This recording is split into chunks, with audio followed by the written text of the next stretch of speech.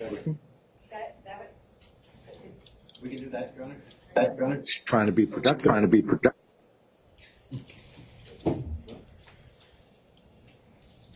Judge, the issue, Daniel Stoltz, Genova Burns on behalf of TCC. The issue is the matters that are on the calendar for July 11th. And most of them are going to be unopposed. The one that is in question is the debtor's motion to create a bar date for certain creditors, which is really a plan-related issue. And we have some other thoughts about that if the case is not dismissed. And our thought was that that should be pushed to an August date, either August 2nd or August 22nd. We understand the debtor is not consenting and wants to proceed. To use one of Mr. Gordon's terms, it's our perspective that everything involving or related to a plan should be kicked back into August after Honor renders your ruling on the present motion. So that's the issue in controversy. Okay, Mr. Gordon. It's just a kind of a standard bar date motion for non-personal injury claims, which we have to have in the case. And from our perspective, it's sort of the sooner the better, because if the plan process does move forward, we want to make sure we capture the universe of claims. That said, I understand, obviously, the point about there will likely not be a ruling by the court on the dismissal motion by then. So we would just defer to Your Honor on that. We thought it was a non-controversial motion. We thought there wouldn't be any opposition to it, and we could just get it out of the way. But. Well, let's work on the assumption that I don't dismiss the case, because if I dismiss the case, it's moot. Right. So if the case is not dismissed, is there a contention as to whether there needs to be a bar date? That's the issue? The issue, as I understand it, is we just want a general bar date for non-personal injury claims. For non-personal injury. What we've been told in the twist is that the committee wants a bar date for personal injury claims, which I've never seen a committee ask for something like that, which is fine. They can do what they want, but they're asking us to continue the hearing on a general bar date so they can have it heard at the same time as the PI bar date. And from our perspective, those are two completely different things, and one's not really related to the other. I don't think there's really even an objection to just a general bar date. So our reaction to that was, well, let's just go ahead and have the general bar date hearing, get it out of the way. If you want to file and ask for a personal injury claim bar date, that's all power to you, and we'll respond to that once you file. What would be the next step after, if I were to approve, because I haven't read the motion. Right. So if I were to approve the general bar date. Your Honor, can I respond just briefly so you can understand where we're coming from? We thought it was odd that the debtor sought to only create a bar date for certain categories of claims. If we're going into a plan process, we've discussed with Your Honor that there needs to be a quantification of claims, valuation of claims, the issue of whether Mr. Feinberg comes back in. Those are all combined together. If the matter wasn't adjourned, we'd probably be filing a cross motion to deal with that. It seems like a waste of time since we're not dealing with any of the plan issues. Who's filing a plan, how the process is going to work. If Your Honor doesn't dismiss, I would think all of those issues need to be shaped in common. It doesn't make any sense to us to make certain creditors file proofs of claim and others not at this stage of the case. From what we were told all along, there's almost no creditors other than the talc claimants. So we find it kind of odd. And when I asked Mr. Prieto why, and he said it's a plan issue. So if it's a plan issue, then it should go with all the other plan issues sometime after Your Honor has made his ruling. And then we can talk about all the options about how creditors' claims are filed, how we figure out the number, how we figure out the values.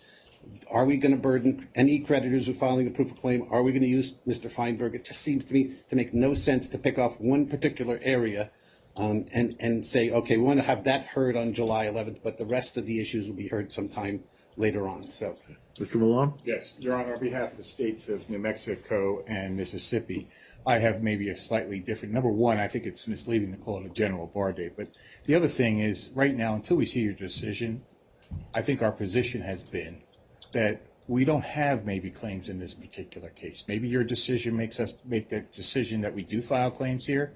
But right now, we are not, except as an interested party here, we have not consented. We have not filed a proof of claim that you'd say, well, in the grand financier, Mr. Malone, the client now has to go through all the steps of the mediation and everything else. Right now, our position is no.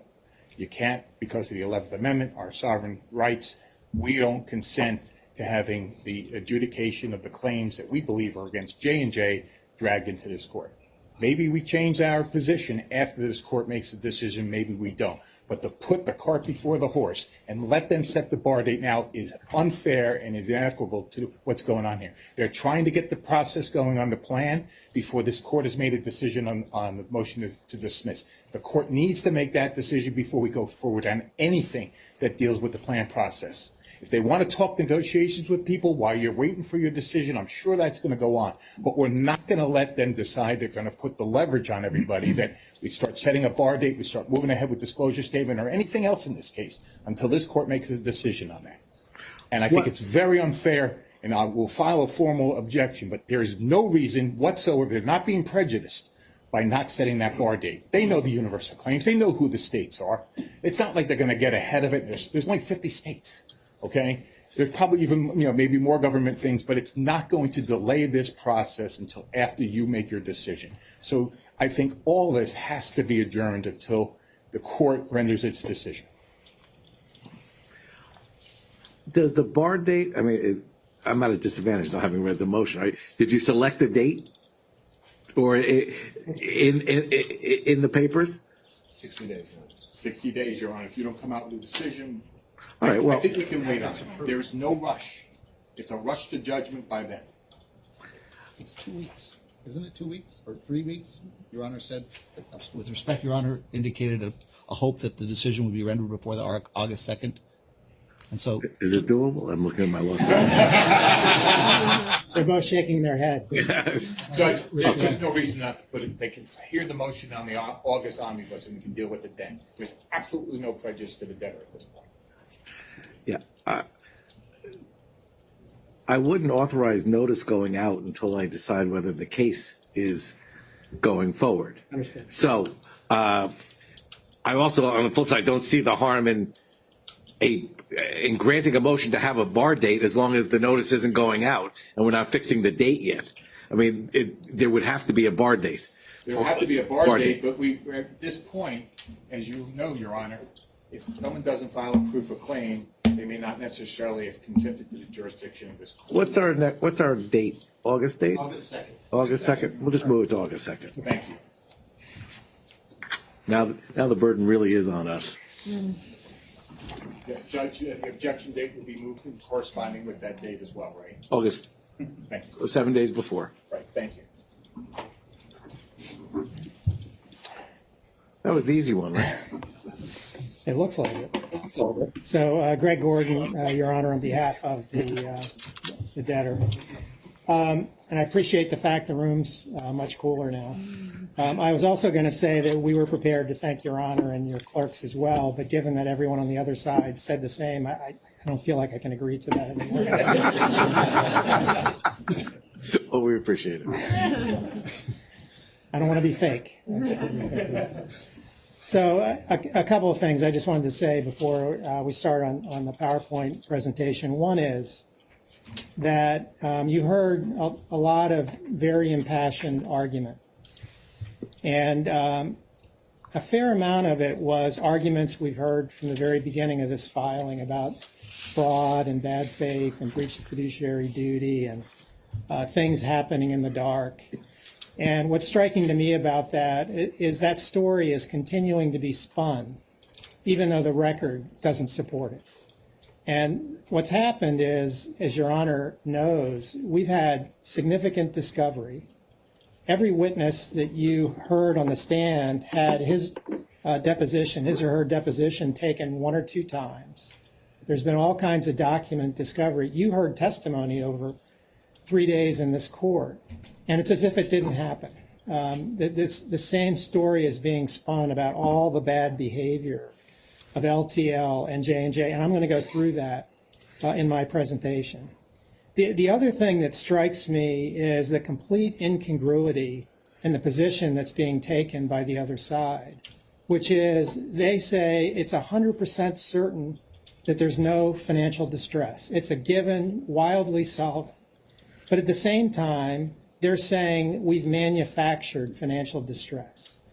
So basically what they're saying is we manufactured no financial distress, or we manufactured solvency. It doesn't even make any sense. You can't even reconcile the positions that are being offered. So there's lots of rhetoric about improper behavior and breach of fiduciary duties and fraud and the like in the context of a situation where they're telling Your Honor there's no financial distress. That means no harm. That means no fraud, no fraudulent transfer, no largest fraudulent transfer in the history of the United States, which you've heard a few times. I didn't hear it today, although it's in the motions to dismiss. So I just want to kind of plant those seeds before I start.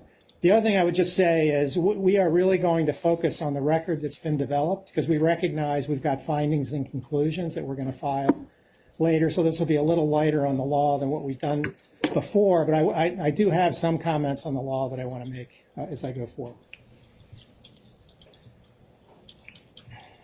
Okay, it's not moving. Oh, there you go. All right, so we're going to start with the basics, Your Honor, and that is why are we here? So in our view, based on the record, there's 4 reasons why we're here, and they're all undisputed. The first is that we're here because counsel for claimants came to us after the dismissal ruling by the Third Circuit and proposed a settlement. Number 2 is that and I'm going to come back to this settlement that was proposed by the other side and was ultimately negotiated was the TCC was advised about that. So notwithstanding Mr. Jonas standing up here again today and saying this all transpired under cover of darkness and Ms. Richendorfer, same thing, we know now from the record those statements aren't true. That plan has been heavily negotiated, and I'm going to show you that from the record. And the record is undisputed that we need a bankruptcy court in order to implement that plan. Those are the 4 reasons why we're here. So on the point about counsel proposing a settlement, we had Mr. Murtica on the witness stand. And Mr. Murtica said, we're here in this bankruptcy because the claimant's lawyers came to me and said, once the Third Circuit decision came down, we need to resolve this or talc's never going to get resolved. And they came to me with this plan, so that's why we're here. So you heard Mr. Myman say again today that Mr. Murtica went to Mr. Onder. He's saying that as part of the story. He's spinning. The facts belie what he told Your Honor. We had Mr. Watts on the stand as well, who basically corroborated what Mr. Murtica said. I began discussions with Jim Murtica. That's how this case was started. We heard from the record from Mr. Murtica again that the template for the plan agreements, the PSAs, was provided by Mr. Watts to Mr. Murtica.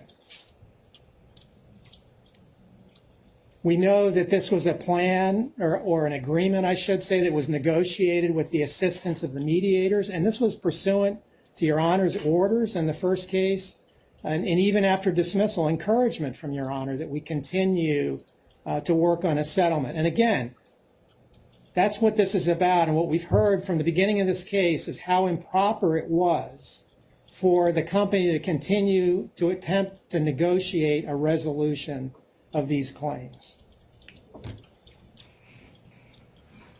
Then we had testimony from both Mr. Watts and Mr. Murtica about the negotiations of the term sheet that ultimately was attached to the PSAs. And Your Honor will recall the PSAs were filed at the very inception of this case. We advised everyone right at the beginning of the case that we had reached a term sheet that outlined the economics of a settlement of this case.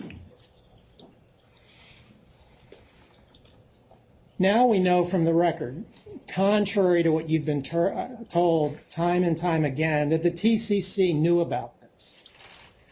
We heard it from Mr. Onder. I was going to ask permission. This is what he said when he was negotiating with Mr. Murtica. I was going to ask permission to share it with them as the TCC, and that's what I did.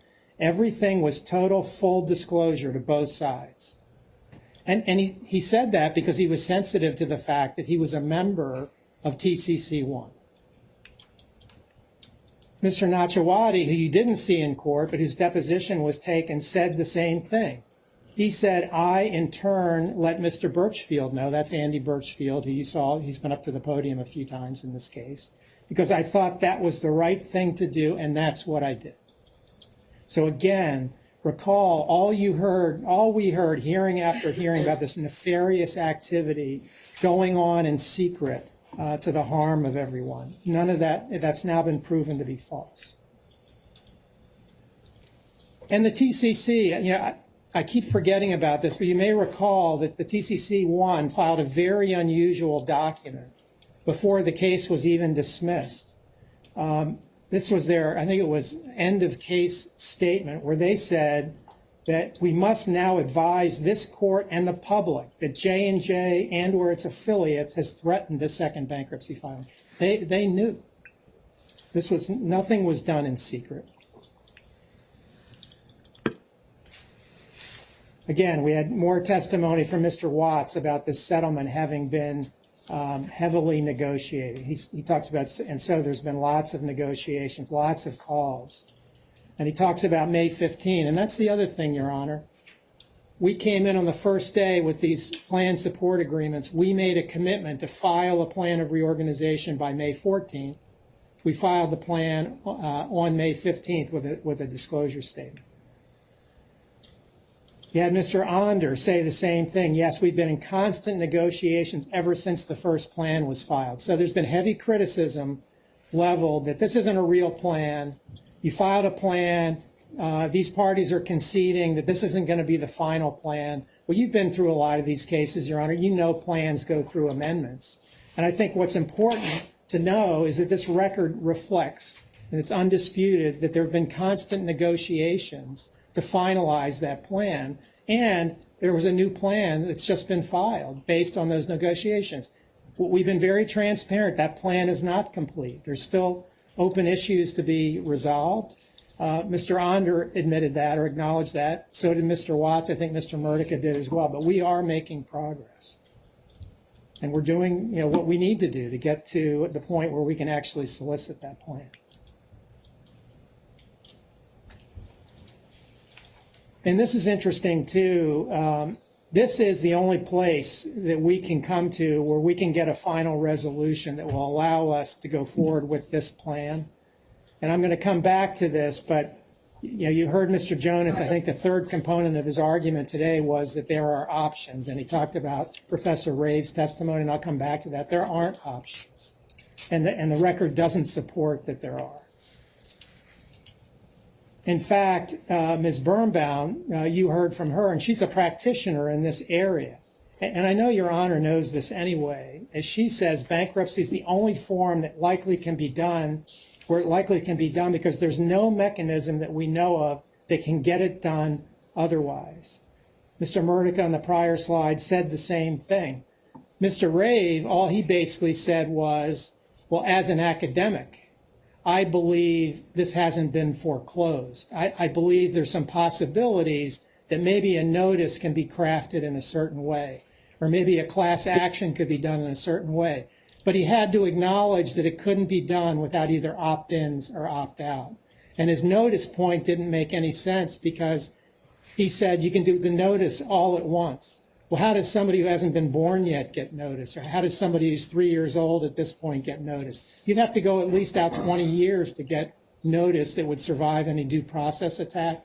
So with all due respect to Professor Rave, he doesn't know. He's just saying as an academic he thinks it's possible. And Ms. Birnbaum made the point that since those two cases, Amchem and Ortiz, there hasn't been a single situation like this, where claims with long latency periods and unidentified plaintiffs have ever been settled in the tort system, and it's not possible, and that's well recognized. Mr. Onder said the same thing, and his quote I thought was particularly compelling. He says the third one is making sure their daughters, the plaintiff's daughters, their granddaughters and their great-great-granddaughters, who they told to use talc, that if, heaven forbid, they develop ovarian cancer as well, that there's a mechanism that they can get compensated immediately as opposed to having to wait a decade for recovery, which is what's happening to many of my current clients. And Your Honor's aware of that. Many of these cases have been sitting for years and years with no resolution in the tort system, and that was well prior to the first bankruptcy filing.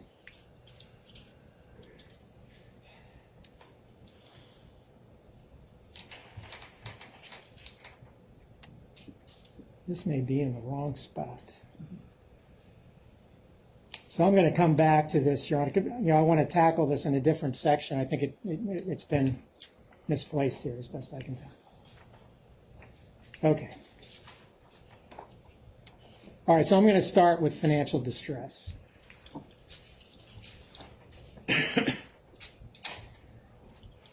So I wanted to talk a bit about the law here. So we obviously have the Third Circuit decision on September 30.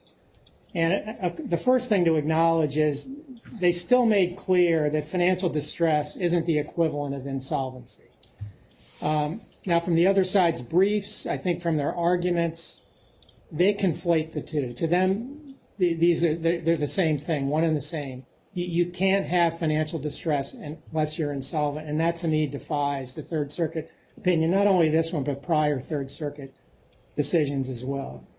And the court went on to say financial health can be threatened in other ways. For instance, uncertain and unliquidated future liabilities could pose an obstacle to a debtor efficiently obtaining financing and investment.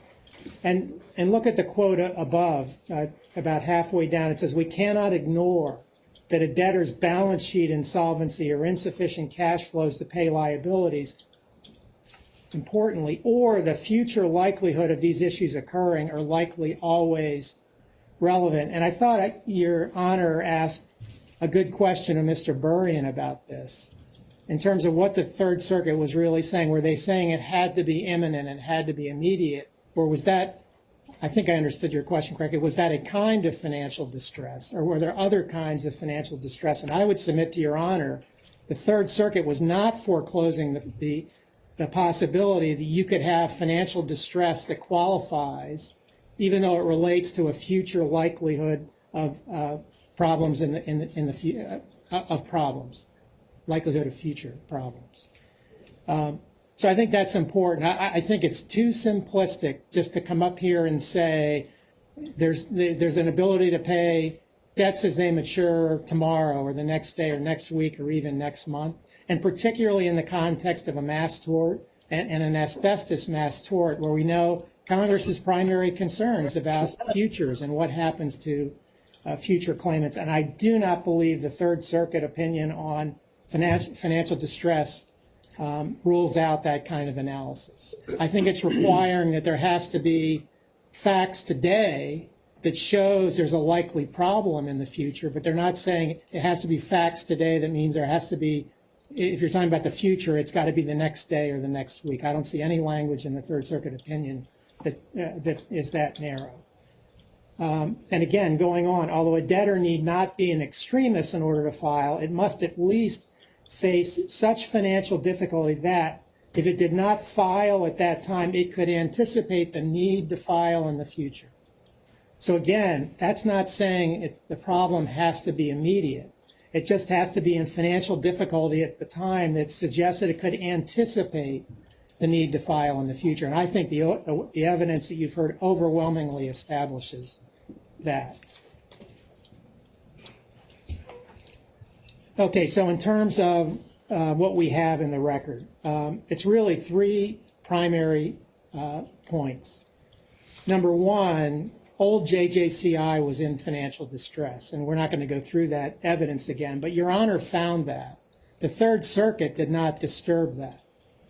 And there was a myriad of reasons, I think, or a myriad of facts that supported that based on what had occurred in the tort system in only about 5 years leading up to the filing. A huge ramp up in claims, and the fact that the entire consumer health business had swung to a profit, from a profit to a loss based simply on the talc liability.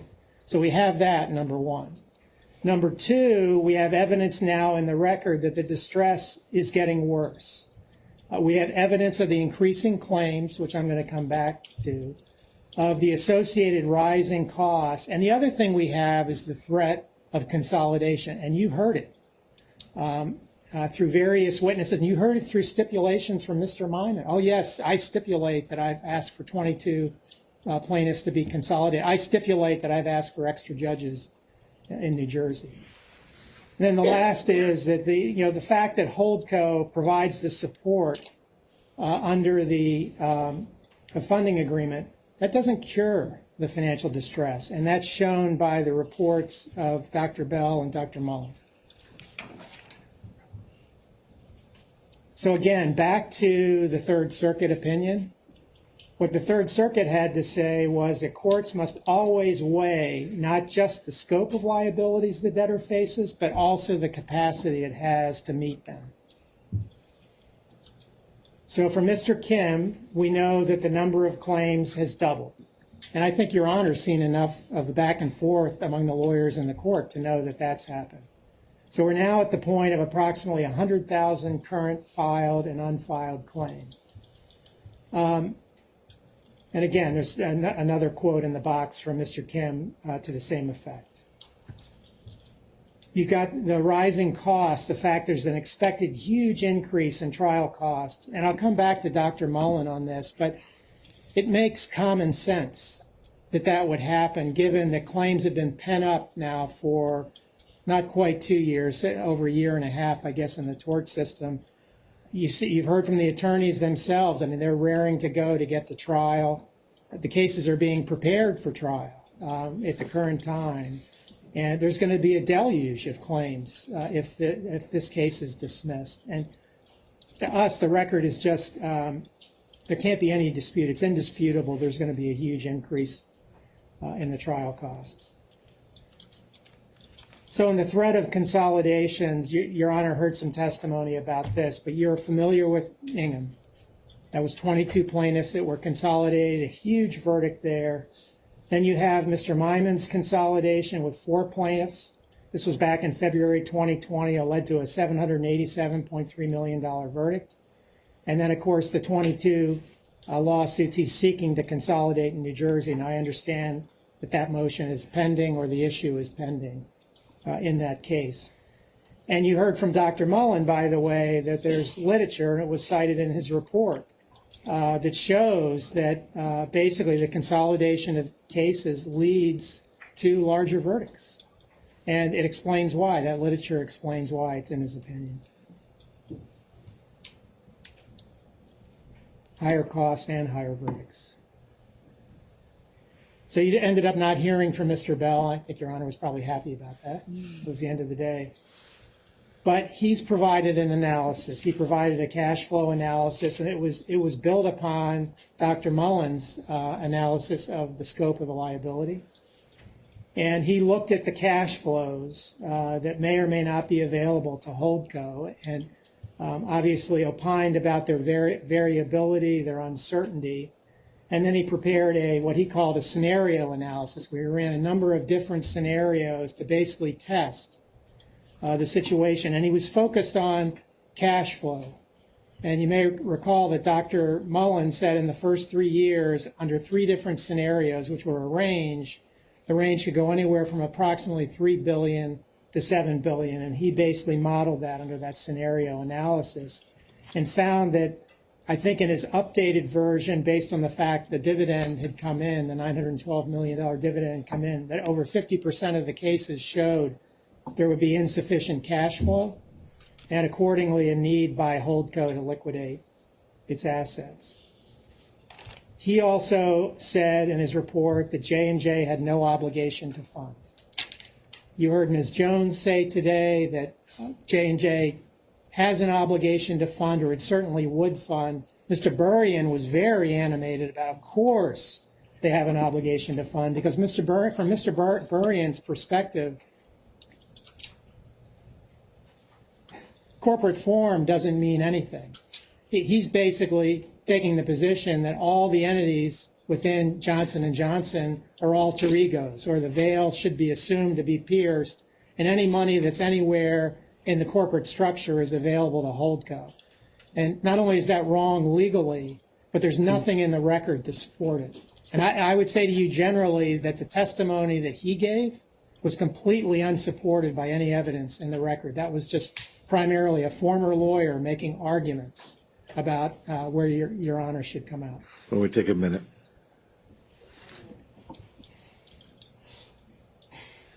I know it was.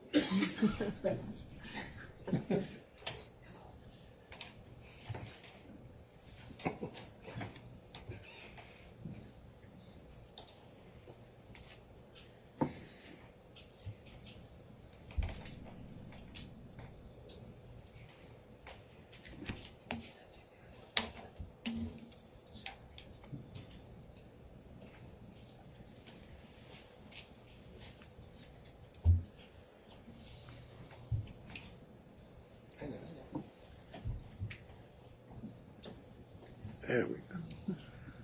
Thank you, Becca. Yes. He's going to hit me up for a raise. Well, they're going to say no. I would say yes.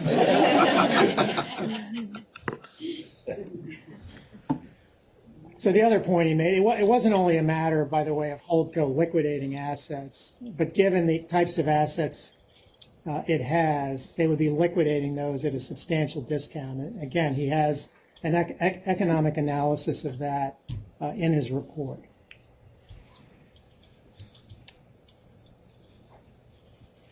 And if you just think of it from a pure cash flow perspective, we know from the evidence, we know from the record that Holdco has $300 million in cash.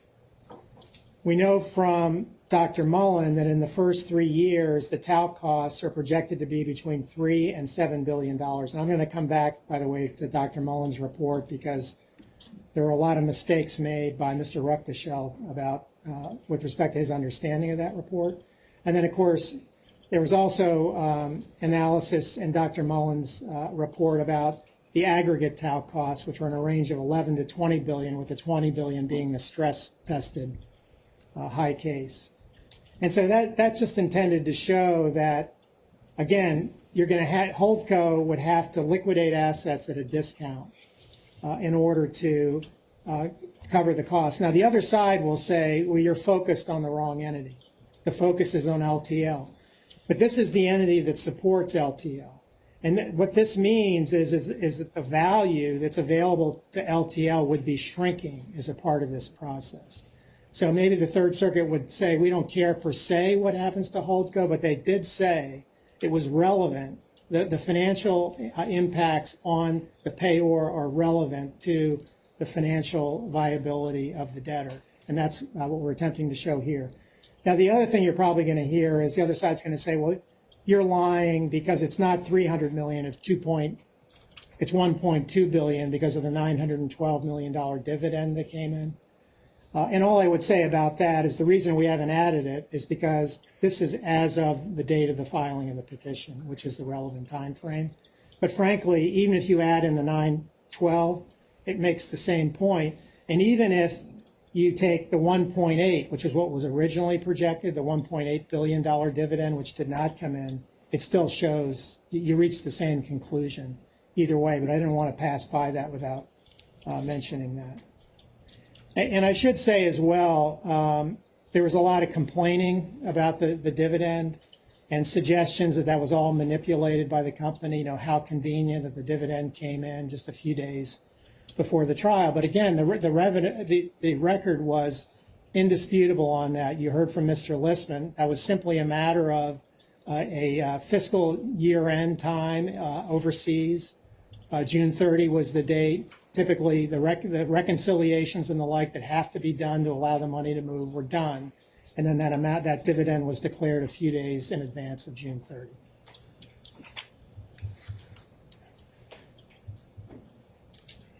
So this is just a short summary on Dr. Mullen. Again, talking about expenditures, the 2.7 to 7 billion, and that includes not only defense costs but indemnity payments as well during that period.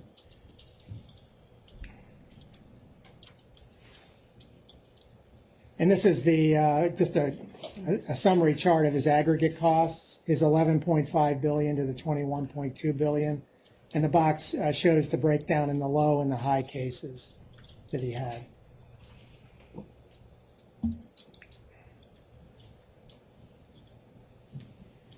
So let's talk about Mr. Ruckteschell for a minute. So he spent a lot of time making accusations against Dr. Mullen about using a worst case analysis to project the talc costs. And he was mixing up the balance sheet analysis and the cash flow analysis. But the bottom line response to Mr. Ruckteschell is that Dr. Mullen presented a range. He presented a litigation case only, and then he presented 2 cases of a combination of litigation and settlements, which to him made sense based on what he could foresee would happen, and he had a low case and a high case. And that was so that you would have the range. He was very candid about the fact that he does a range because there's uncertainty. It's not surprising. These are disputed claims. They're unliquidated. There's elements of the claims, many elements that are uncertain. And he was attacked for that. You may recall Mr. Burrian said his analysis wasn't credible because he used the word uncertainty multiple times. And you heard Dr. Mullen say, well, that's what you have to do. It's not unreliable. As an economist, that's how you deal with uncertainty. You look at potential scenarios and you come up with a range. And that's the range to which he opined based on the information that he had. Mr. Ruckteschell was basically trying to take a range and say definitively, see, he can't support this number or that number. And that's just a complete misunderstanding of what Dr. Mullen was attempting to do with his report. And he came back on this 100,000 claim points. I think he made the same mistake yesterday with his cross-examination of Dr. Mullen. He says that Dr. Mullen's case assumed resolution of 100,000 claims with the PSA parties or the ad hoc parties in the first 3 years. And as the report says, and as I believe Dr. Mullen testified yesterday, no, it's 60,000 PSA claims, which is what we have, and then up to 40,000 other claims from other law firms. That's what he was assuming for purposes of his analysis. So again, what Mr. Ruckteschell was saying about the Dr. Mullen report is simply incorrect. And to use words like it's so, well, I'll move on. I mean, just to suggest it's a completely fabricated report, in effect, is simply way off base. Now, you heard this come up again today, and we heard it in some cross-examination, and we thought this was straightened out. The claim is that Mr. Westhoff said that the debtor's liability in the tort system was between $0 and $8.9 billion. But we know from the testimony that's not what he was talking about. He was talking about in bankruptcy, and that's hardly surprising when there's an $8.9 billion plan that's on the table, or at that time it was a settlement that had been reached.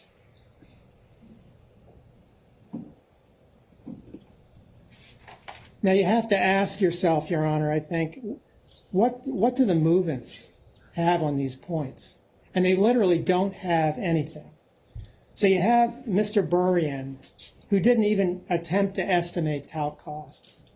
And to me, what's particularly noticeable about that is, as we showed you, FTI and Brattle Group, hired by the TCC, both spent thousands of hours preparing claims estimates. And Mr. Burrian was aware of that, but he never asked to see the estimates. He claims he never saw the estimates. And I find it absolutely remarkable that he would do a financial distress analysis without making any analysis at all of what the talc liability is. So all he simply does is look at Dr. Mullen's report and say, oh, I think you got it wrong.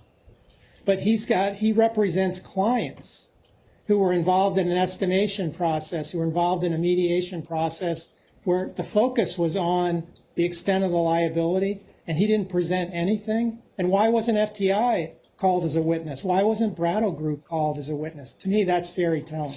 And I think the reason it is because what they would have shown is an analysis that says the liability is much higher than what Dr. Mullen said. So it's to me, quite noticeable.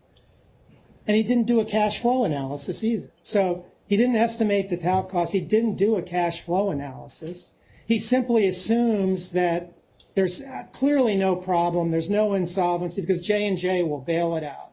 And then he bases that on various misstatements about dividends that occurred. He talked about a 22 dividend that should have been sent to Holdco but wasn't because J&J just decided to move that cash elsewhere.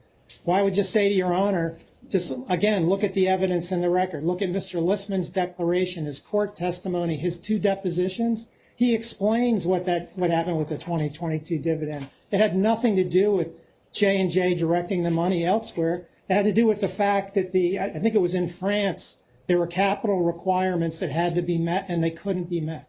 And so the money could not be moved. So he's very passionate about that, how J&J could fix all this right away and J&J's behaving improperly and it's outrageous, but he's basing it on facts that don't exist.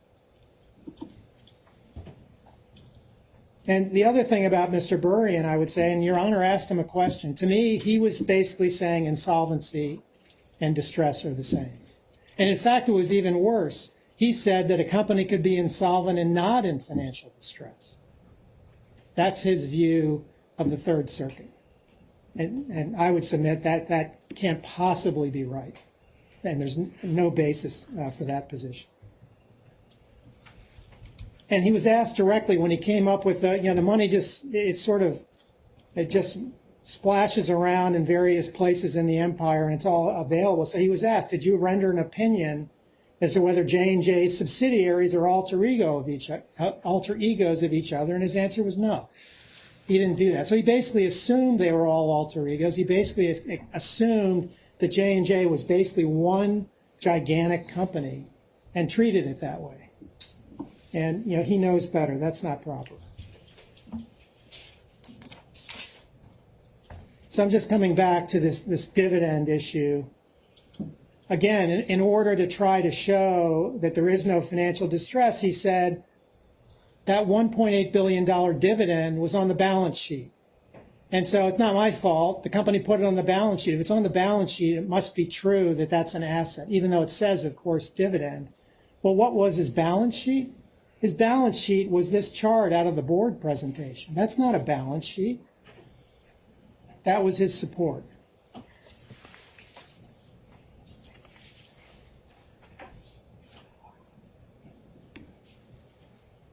Again, back to the $912 million dividend. LTL concealed that dividend due from GH Biotech. But the evidence in the record is from Mr. Listman, and it was only approximately 2 weeks ago that you learned the amount of money the GH Biotech dividend would be and the amount of money that the Apsis dividend to Holdco would be, right? Yes. That's what happened. That's what's in the record.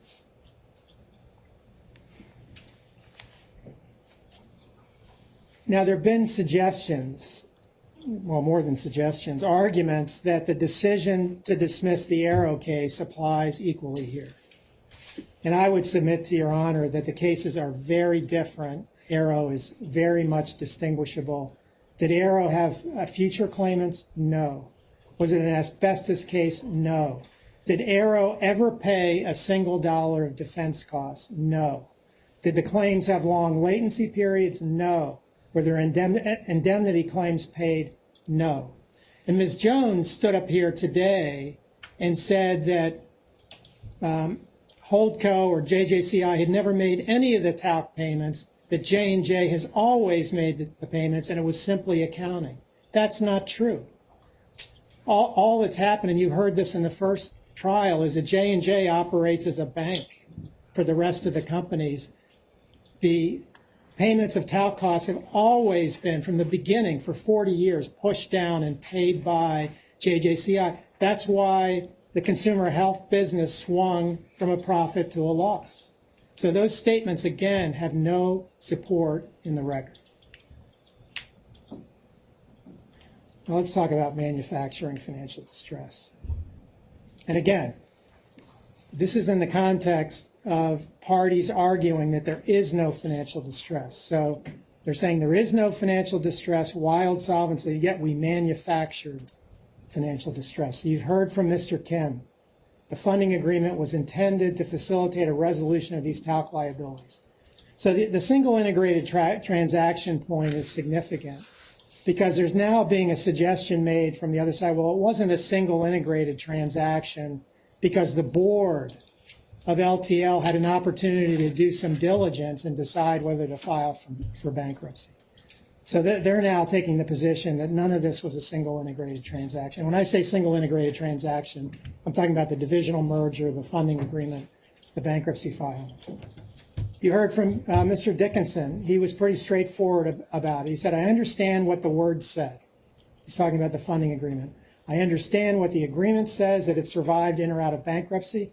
The intent, in my opinion, was solely with regard to facilitating our bankruptcy process reaching a full and final resolution.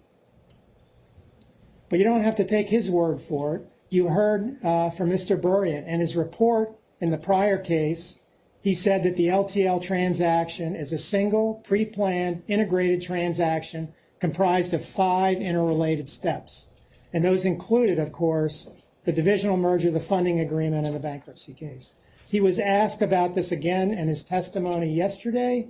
He said, the question was, it's your opinion that LTL 2.0 is just the latest step in a single integrated transaction that began with the divisional merger of old JJCI and LTL's first bankruptcy, correct? Yes. Clear testimony from Mr. Burriott, the only financial expert they've offered in this trial, that this was all part of a single integrated transaction. And he went on. It was your opinion that the company would not have done any of these steps or would not have done any one of these steps without also doing all the other steps, correct? Yes, they were a package. And that means, in your view, that the 2021 funding agreement would not have existed if not for the divisional merger of old JJCI and the LTL 1.0 bankruptcy, correct? Yes. So to him, they were all interdependent steps. Very important.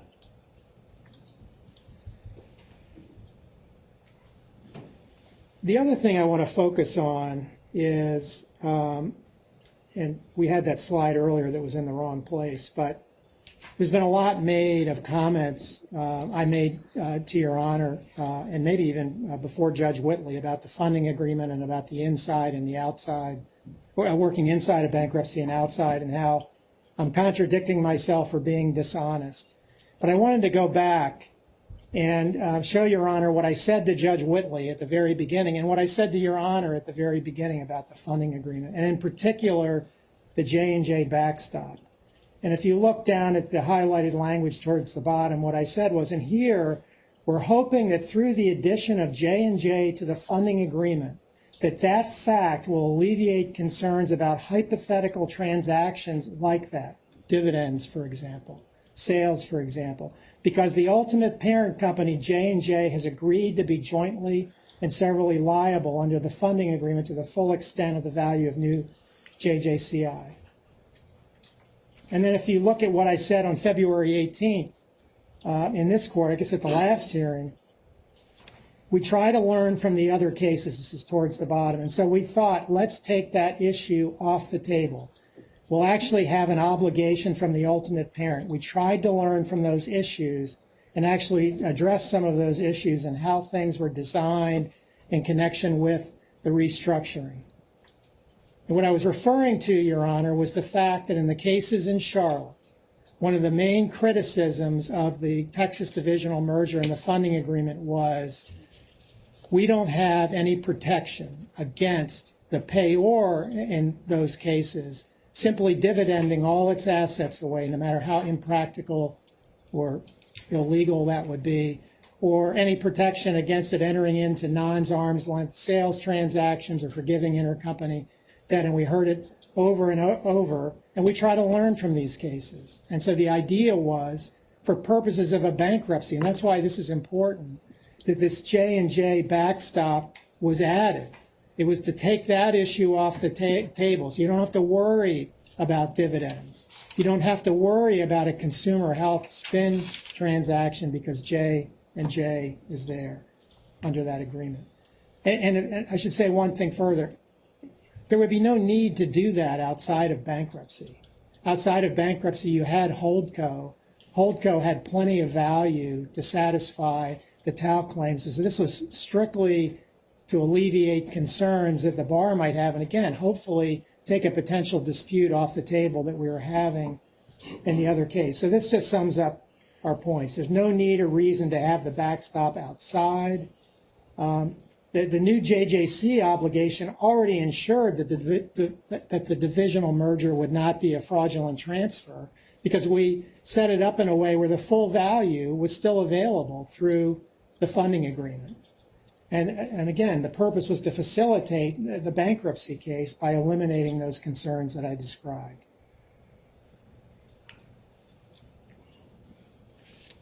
So I want to talk about void or voidable, and it's really void. I think the remedy is actually that the agreement becomes void. But it's really, in a way, supported by the rationale or the findings in the Third Circuit's opinion itself. The court recognized the quote-unquote apparent irony in finding the J&J backstop a generous protection J&J was never required to provide to claimants, in fact, weakened LTL's case to be in bankruptcy. So they found that to be ironic, an ironic result. And that's important, because what does irony mean? Under the Oxford English Dictionary, it means a state of affairs or an event that seems deliberately contrary to what one expects. Or from Merriam-Webster, incongruity between the actual result of a sequence of events and the normal or expected result. So the Third Circuit itself recognized the irony in what it was doing. And in fact, it was ironic when you think about it that you had an entity that was in distress. It had had the liability for all those years. It put in place a series of transactions as a single integrated transaction to file for bankruptcy. And the only thing that prevented it from filing was the fact that it added a backstop that was technically available to the debtor for the 2 days prior to the filing. So just think about that for a moment. Your Honor's probably had cases where there's been, for example, a DIP financing that's actually entered into pre-bankruptcy. That would potentially, under the Third Circuit opinion, disqualify that entity or prevent that entity from filing for bankruptcy because it was available in the period of time before the bankruptcy. It'd be no problem if it was subject to bankruptcy approval or not effective until the bankruptcy was filed.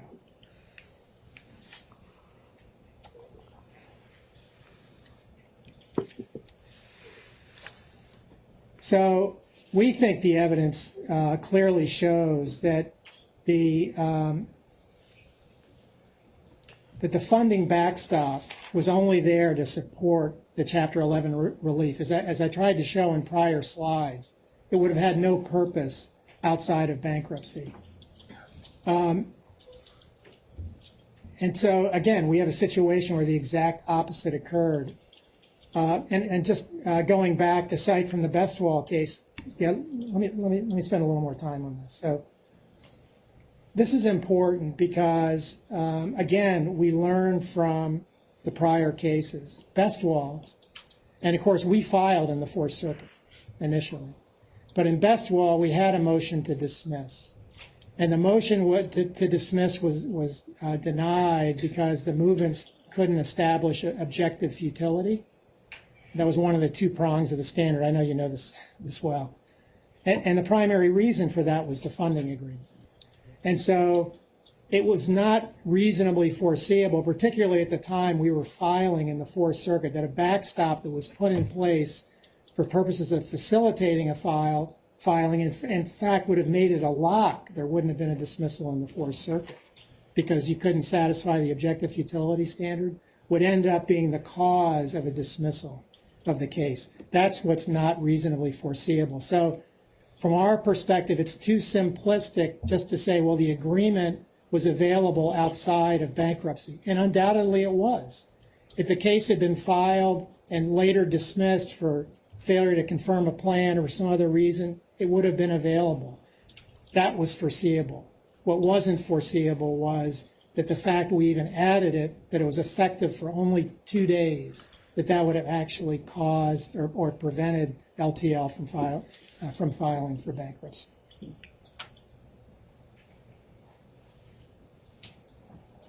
So the point is, or the accusation is that the debtor caused financial distress, that the changes in the financing agreements caused financial distress. But you kind of have to go back to the beginning when that's said and say, what is the source of the financial distress? The source is and always has been the talc litigation. And it reminded us of this recent Bestwall decision. It's not on point exactly, but there was an argument there by the plaintiff's bar that the case should be thrown out effectively because through the divisional merger, you manufactured jurisdiction. That argument was made in opposition to a preliminary injunction in that case.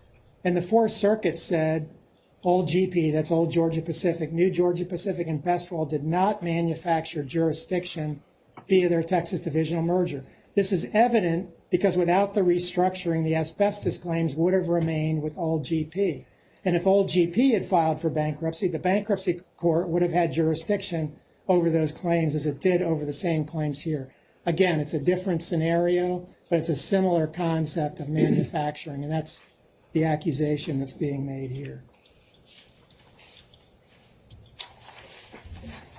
One other thing I should say about manufacturing. The two sides have a completely different reading of the Third Circuit opinion, and particularly footnote 18. And there's some similar language as well, and I know Your Honor has read that opinion very carefully, but their contention is if the Third Circuit said, you have a problem that can't be fixed other than if you have major costs down the road, maybe you could reconsider, but there's nothing you can do to make yourself fit for bankruptcy. So their position would be that even though we reached an agreement that we believe is beneficial to everyone, that we had no option, we were completely foreclosed from filing for bankruptcy in order to attempt to implement a plan that's supported by the majority of claimants. Because they would say if we made no changes, the case should be dismissed for the exact same reasons the first case was dismissed. And then they would say if any changes were made, if there are any differences, which had any impact at all, the case should be dismissed. And so nothing could be done in their view that wouldn't basically violate the Third Circuit decision. And we don't read footnote 18 that way. What we see is a court who is saying we anticipate, based on the logic of this opinion, that someone might do this, but as a caution, it would need to be tested under fraudulent transfer law.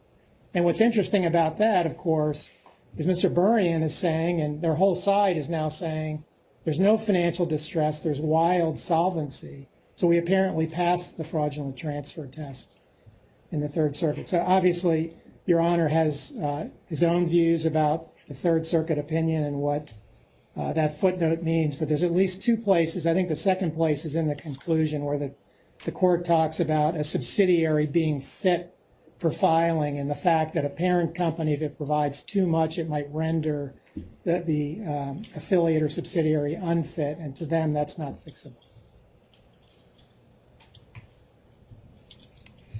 Okay. So we've heard a lot said about the void or voidable. I think we've heard that it's nonsensical, ridiculous.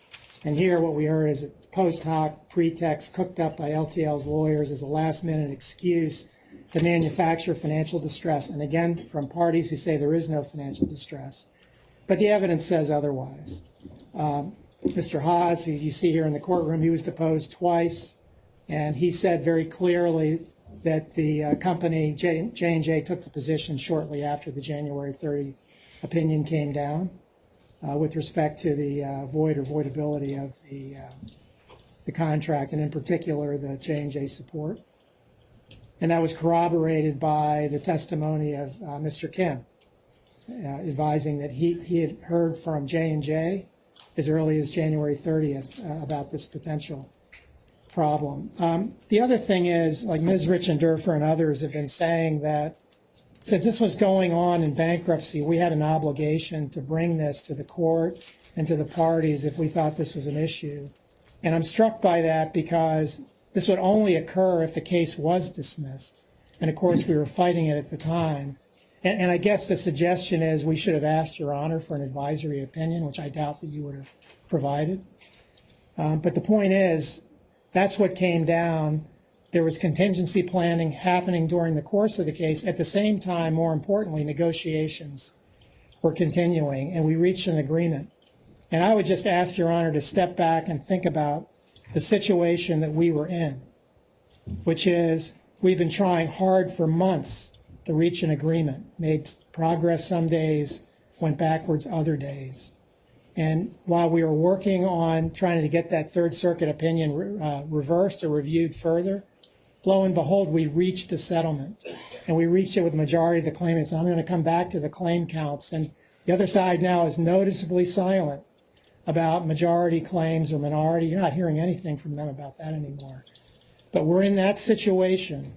We strongly believe that this plan is in the best interest of the claimants. Maybe not in the best interest of the plaintiff's bar. I'm not sure I understand why. But in the best interest of the claimants. It requires a bankruptcy. We thought about doing it, and we would have done it in LTL 1 if we could have. But we felt we had an obligation to move forward with LTL 2 if we could do it in a way that made us fit for filing in the Third Circuit. And so to suggest, again, that all of this is nefarious and improper and some grand conspiracy to harm claimants and to mock, I think I heard today, mock this court and mock the Third Circuit, there's absolutely no support in the record for that, none. And it's belied totally by the fact that we have all these claimants in a committee that supports this bankruptcy and supports this plan. Just a couple of things. I said I would have a couple of slides on the law. On this point about the frustration of purpose, the Congolium case to us is surprisingly similar on the facts, where there was an argument made that a supervening decision, actually combustion engineering by the Third Circuit, frustrated the purpose of some settlement agreements with insurers. And ultimately, the court found that that argument should be rejected, but it wasn't because it wasn't a valid argument. It's because there wasn't a common interest between the parties to that agreement as to what the purpose of that agreement was, because some of the parties were claimants, and their purpose was to be paid. Congolium, on the other hand, was saying our purpose was to facilitate a bankruptcy filing. And the court said it can't be that it doesn't apply if only one party has that purpose and another doesn't. Well, in this case, the parties share the same purpose. Your Honor's already found that there's a common legal interest between the parties, and there is, because they have a common interest in resolving in a bankruptcy proceeding the current and future TAL claims. And then the other case that's interesting, also surprisingly close on the facts, but not ultimately a ruling on this, was this Union County Utilities case, which is a district of New Jersey, federal district court in New Jersey case from 1998, involved waste disposal contracts, and their contracts that applied to transportation, I think, and purchases and sales of waste products the statute had been held unconstitutional. And the problem with that, and it was basically made immediate. There was an attempt to delay the impact, but it impacted the parties in a way where the economic impact would be borne by one side and the other side would get a windfall. And the court basically said there are a few doctrines that might apply to suggest that that's not a fair result and it shouldn't come out that way, one of which is frustration of purpose. And this was interesting too, because it also talked about the fact that the frustration might just relate to a particular contractual provision, but not the entirety of the contract. But if that was an important provision in the contract, the whole contract would become void or voidable based on frustration of purpose. Now, the court here ultimately remanded back to the state court to determine whether frustration of purpose would apply. And the trail ends there. We've tried to find out what ultimately happened on remand. But again, a surprisingly similar case. Both involved Third Circuit opinions that had the impact of upsetting the intent of at least one of the parties in the Congolium case. Here, where you had parties where one party benefited, one side benefited, and one party was harmed. and the court recognized that there was a frustration of purpose argument that could be made. So I wanted to point those out. We'll obviously develop this more in our briefing, but I just wanted to put a little up because, again, I think Mr. Jonas said these things don't pass the laugh test, and we've heard all of this. We're way past the laugh test here, and from the perspective of this board, they determined that there was a material risk that this was a problem. But you can agree or disagree on that, but what you can't disagree with is the fact that the problem was remedied. And it was remedied through a substitution agreement and new financing agreements that the board determined provided the company with everything it needed to both confirm a plan in this case in accordance with the PSAs or how they might be amended, and also to allow the company to move forward and pay claims in the tort system. That's the other thing we should remember. We have a funding agreement that largely went through these two cases the same. The real difference is the J&J support. And the difference there is that in the first case, it was available generally. In the second case, it's generally in bankruptcy. And from their perspective, that's all bad faith. That's all manufactured. That by itself is a reason to dismiss the case.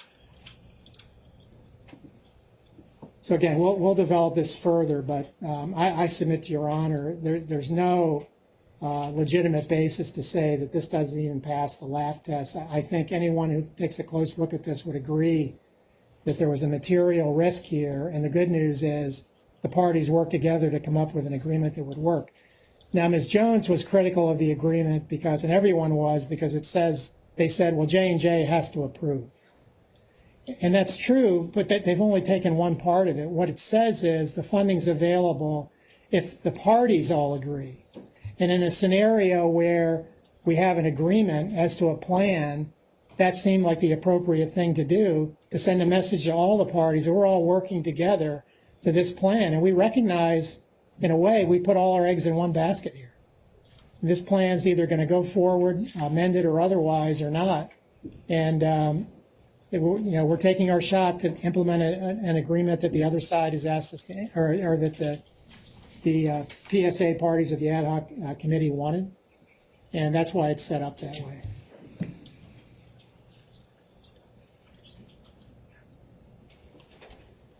This is just intended to show, I mean, Your Honor heard many times, less so today in the closing arguments, about this engineered transfer of the consumer health business, and how this was all part of this fraud that was basically perpetrated to create financial distress that isn't financial distress. And but Your Honor knows from having sat through the testimony that that's not true. Mr. Listman testified that that spin had been planned years in advance. John Kim said the same thing. Your Honor heard about it, I think, fairly early on in the first case. There was public notice given, SEC documents and the like were filed. This was no surprise. This had absolutely nothing to do with the bankruptcy. And in fact, the transfer of assets into Janssen occurred before the Third Circuit opinion came down. It had nothing to do with it. All right, now I'll go to the last module here well, it's not the last, but the next in this part. So LTL, I think Your Honor can say, at least based on the record you have, or can conclude that LTL is not insolvent. And we made the point here on this slide again that there is a difference between financial distress and insolvency. Mr. Burrian seems to disagree with this, although maybe it goes the other way with him because you can be insolvent but not in financial distress. And the SGL Carbon case, Third Circuit case, talked about a serious threat to the company's long-term viability. So here, this is an attempt to show that LTL is solvent. You can see the talc costs were measured at 11 to 20 or so billion, and that was the high-end stress test. And you've got the 60 billion, the 30 billion. But the key line is the amount of the funding agreement, which is equal to, as Your Honor knows, or it's available to the extent of the talc liabilities. So you can see that there is solvency there. If that weren't enough, you have the report of Mr. Bell, or Dr. Bell, you have the report from Dr. Mullen. And, in the Bell report, he did do, I don't know if Your Honor had a chance to see it, there's obviously a lot of paper here, but he did an analysis where he looked at the potential discounts of a liquidation of Holdco, and that brought down the value from 30 billion to 22 billion. So you could see that the cushion obviously was smaller, but it still showed balance sheet solvency, and of course the cash flow forecasts showed solvency as well. And of course, from the other side's perspective, that's the end of the story. Again, we heard that the funding agreement's a bald attempt to manufacture financial distress and cook up the largest intentional fraudulent transfer in history. That comes out of the TCC motion to dismiss, very dramatic, largest in history. But look what Mr. Burrian had to say. With respect to LTL, are there any signs that LTL will not be able to pay its current debts or future debts as they come due as of right now? Well, as of today, there is obviously no sign, nor is there any reason to believe that all claimants within any of the ranges of the valuation I've seen won't be paid in full. So there's no basis for that fraudulent transfer allegation, and it's interesting that that would be made in a context where the plan was to argue significant lack of financial distress at this hearing. Okay, so let's talk about this issue in 1112 B2. So there's various requirements under this subsection of 1112. The first is there have to be unusual circumstances that would make it not in the best interest of claimants to dismiss the case. Here we've got support from law firms representing approximately 60,000 tout claimants. We've got a plan that has a net present value of $8.9 billion, which would be the largest asbestos settlement that's ever occurred. We also have a situation which is unusual in my experience, that we have a very limited stay in place at this point. In other words, while we're trying to go forward quickly on a plan that the majority of claimants support, that the claimants who oppose are able to move forward with their cases all the way up until trial. And the other thing that's unusual about this, and you heard this in the testimony, is this case has the possibility of resolving Imerys and Cyprus as well. And you heard some testimony about that from Mr. Onder, I guess the day before yesterday. In fact, it's right here. Question, you see that provides a settlement in the Imerys case as a condition? Yes. And there's language that's added that says that the Imerys settlement condition precedent cannot be waived without the consent of Johnson & Johnson, the ad hoc committee of counsel, right? That's correct. The thing that's interesting about Imerys and Cyprus is the claims are largely the same. And that's the opportunity that's presented by this case. And you know that this plan basically provides that if additional money comes in from Imerys and Cyprus, it's added to the pot here. And so you would expect the cases to be combined because it's the same claims in both cases. And Mr. Onder's on the committee in that case, as Your Honor heard. So there's every reason to believe that can happen. And you heard from the testimony that the only reason it hasn't happened is that they're waiting to hear whether this case survives dismissal or not. On the counts, so there was lots of argument about our counts aren't real. There's lots of duplicates. They're not real claims. But again, look at the evidence. We know what the counts are. 58,392, and I'm going to spend more time on this. There are 1,100 duplicates, 57,292 claims that are represented by the firms on the ad hoc committee. And here's the allegation. There has been, we believe, a duplicated here will have a material impact on the number.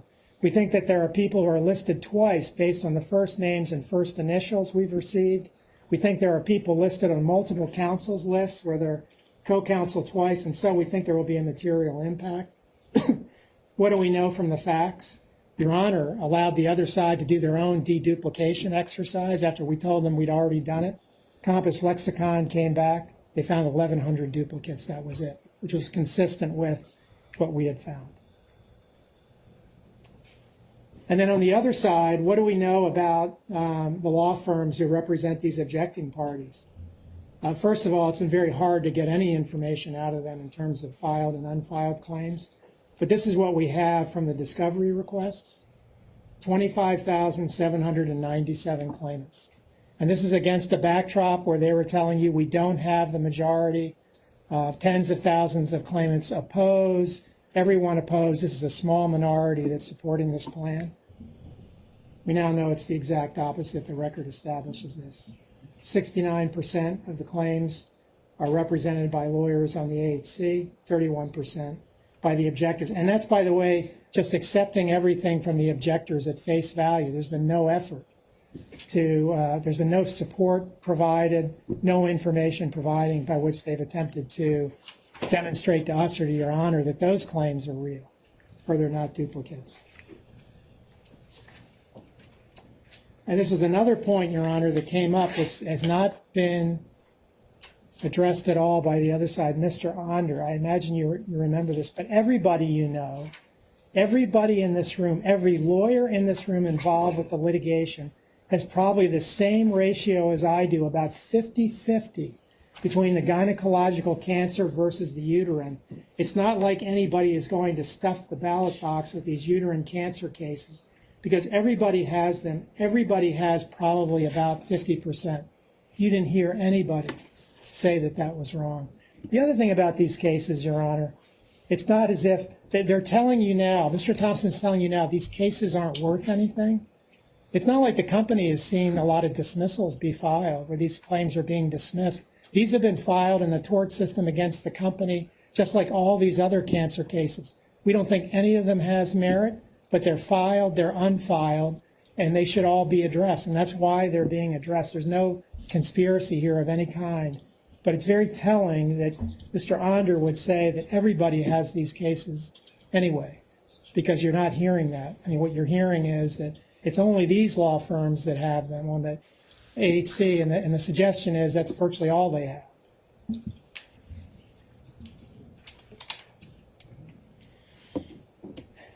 The other thing, Your Honor, I should comment about the U.S. trustee, Ms. Richendorfer.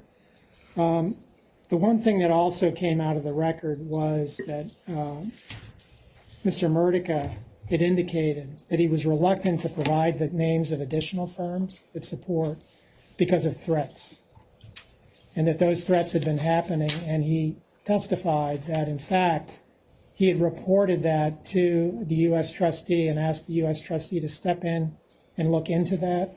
There's never been any response from the U.S. trustee's office to that. And obviously, Your Honor, refused to allow Mr. Murdica to testify, but the U.S. trustee, who said today that their role is to protect the integrity of the process, hasn't taken any steps that we know of to address a concern that was raised weeks, if not months ago in this case.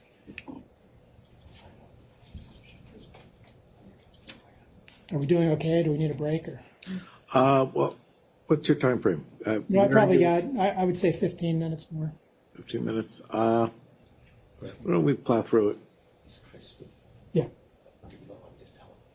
Yeah, Chris Hansen's going to speak too. Well, I'm definitely going to take a break after you're done.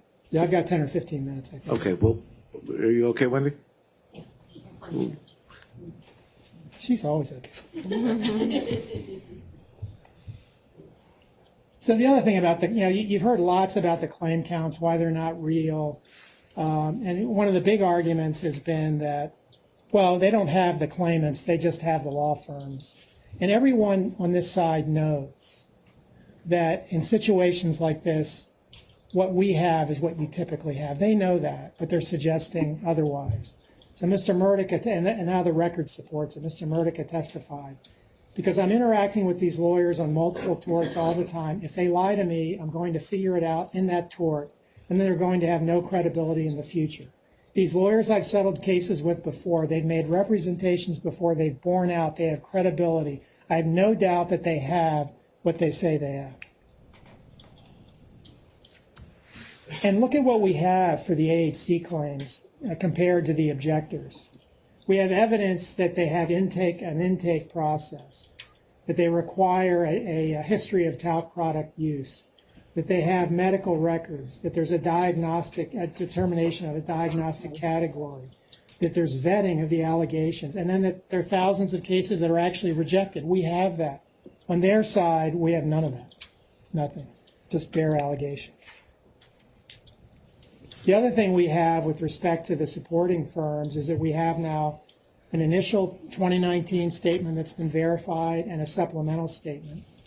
We have certifications under penalty of perjury affirming that members are authorized to represent their client, in this case, have given their notice to their clients of the representation and of their support of the plan. Your Honor ordered that. You heard very clear testimony that that's been done. And then we heard testimony about claims having been audited as well.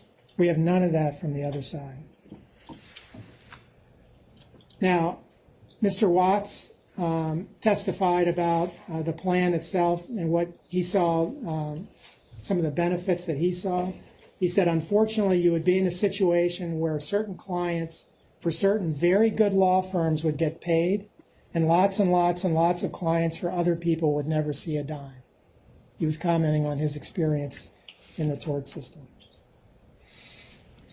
He talked about the fact that recent scientific analysis has not been going the way of the plaintiffs. He says, yeah, I think all of her recent stuff, he's talking about Katie Bryan in a report on genital powder use, is very harmful to us on all the different occasions. I don't think the recent science has been very helpful to our side. And this is the point I made earlier about they're telling you that it's so unusual and they're surprised and amazed that the claimants themselves, there's no evidence that the claimants themselves have signed up. But we did a comparison of Mr. Birchfield's proposal that there was an examination of Mr. Murdica about that $3.25 billion settlement, and then the settlement proposal here. And look at it, it's the same all the way through. Both of them were to be implemented in bankruptcy. Both had channeling injunctions. Both involved counsel representations about claimants with a spreadsheet of claimants, nothing directly from the claimants. That was true in both cases. They both involved NDAs. You heard a lot about the NDAs, how there was some impropriety that there were NDAs, even though Mr. Onder and Mr. Nachawati said they asked for permission to share the information with the TCC anyway, and then both had non-solicitation clauses. So everything you heard about what we've done here is improper, under cover of darkness, it's never done that way. It's exactly the way it was proposed to be done in Mr. Birchfield's proposal back before TCC 1.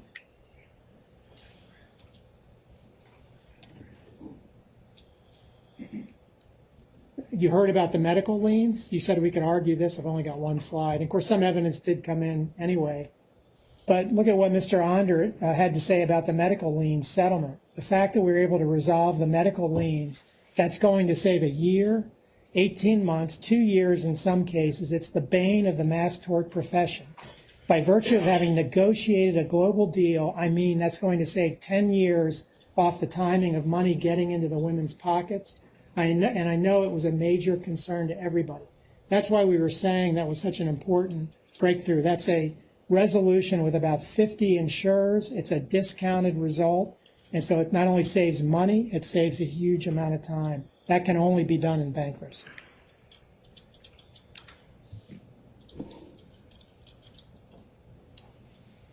This is Mr. Murdica again about the likelihood of plan confirmation. And again, he's talking about the fact if you have a lawyer recommendation and the lawyer's going to recommend the plan or the settlement to his clients, that's usually good. He says when a lawyer recommends to their client that they settle, it's usually because it's usually worth settling, and they follow their lawyer's recommendation. Mr. Watts corroborated that. He said, but we usually deliver about 99% of the clients because I won't sign off on a plan that I don't believe is not in their best interest. Mr. Watts talked about where we were in the process.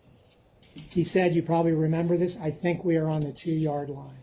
We're getting close. I mean, we have some issues to tackle, but with the claimants, we're getting very close.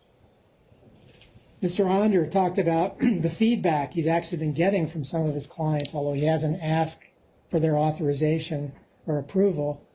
no matter what you say, Jim, I'm with you, Jim, I'll do what you say.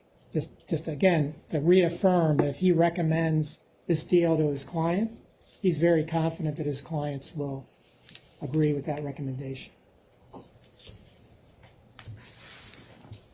So there is obviously a part of this section of the code that talks about actions or omissions that constitute the cause. And then the question is, can those be cured? And it's kind of an odd fit to this case.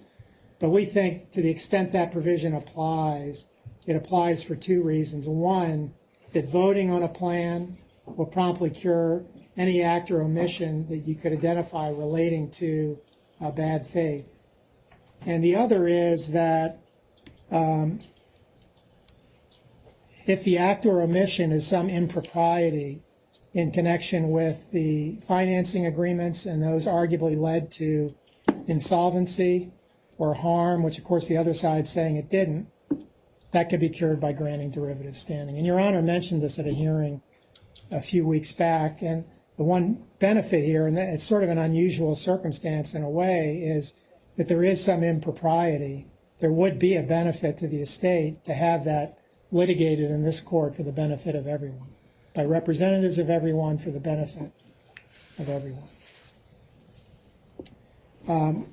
The other part of this statute is that the plan, there should not only be a reasonable likelihood of plan confirmation, but also confirmation in a reasonable time. That's a schedule that we put up. We put it up at the beginning. We have a disclosure statement hearing set right now for August 22nd.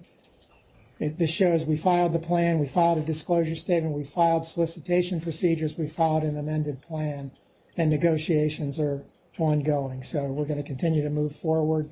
We recognize we have to obviously have a favorable ruling on the dismissal motions, but that's the timeline. And I would submit that does suggest we can confirm a plan within a reasonable time. And again, particularly in a case where the stay has been lifted to a large degree. And I just wanted to point this out, Your Honor. I've had to sit here through many hearings in the prior case and in this case to hear plaintiff lawyers come to the podium to say, this is just another part of the Jones Day playbook, the debtor's playbook. They filed these cases solely for the purpose of delay. All they're trying to do is get leverage over the claimants. They're trying to push this off. And Your Honor probably saw this. The Fourth Circuit had a different opinion about this when it affirmed the preliminary injunction in the Bestwall case, I think 2 weeks ago. It said the main interference with the timely resolution of the claims in Bestwall's bankruptcy proceeding appears to be claimant representatives challenge to the preliminary injunction, thereby prolonging the bankruptcy process and preventing the claimants from obtaining prompt relief.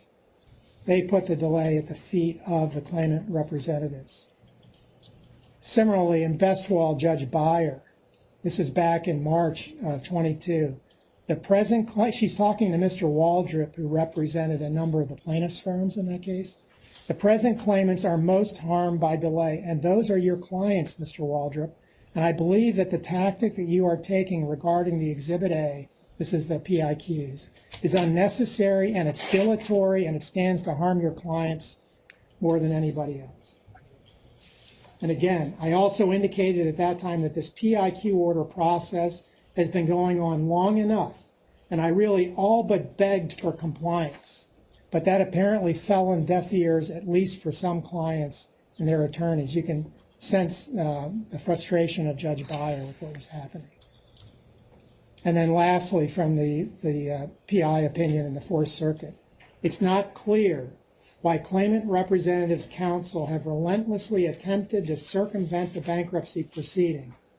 But we note that aspirational greater fees that could be awarded to the claimant's counsel in the state court proceedings is not a valid reason to object to the processing of claims in the bankruptcy proceeding. We would submit that that's what's happening here.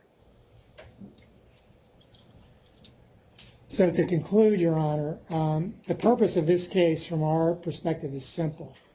It's to pursue confirmation of a consensual plan, a plan that the parties or that the claimants came to us with.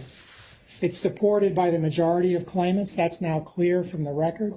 It already includes a resolution of lien claims with about 50 insurers. And if the case is dismissed, Your Honor, any opportunity to consummate a consensual plan, which we think is plainly better for the claimants, will be lost. And what that will mean is that the firms representing a minority of the claimants in this case will have succeeded in blocking the will of the firms with a majority and disenfranchising all claimants, including their own clients, from deciding for themselves whether this plan is in their best interests or not. And so we would submit, Your Honor, that the motions to dismiss should be denied. Let's take that off. So there is one other thing we wanted to do. I think it's about a 3-minute clip. You've heard throughout these proceedings, and you heard it again from Mr. Thompson, lots of criticism directed at Mr. Haas. And he said today, he talked about challenges today that Mr. Haas has made about conflicts of interest that he doesn't like. But Mr. Haas has been deposed twice in this case.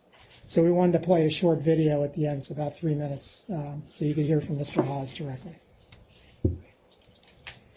Are you saying here that firms that are recommending their clients not support this plan are acting against their clients' best interests? Mr. Thompson, if you want my position on this, the document speaks for itself. I can walk through for you my perspective on the issue.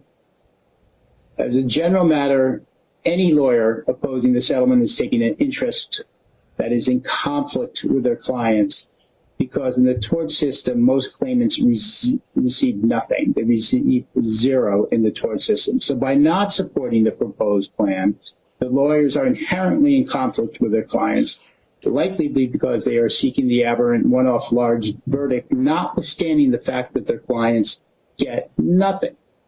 Relatedly, I would say that the lawyers opposing the plan are in conflict with their clients' interest because they are not affording their clients the opportunity to vote and to allow their voices to be heard, and they should be affording them that opportunity.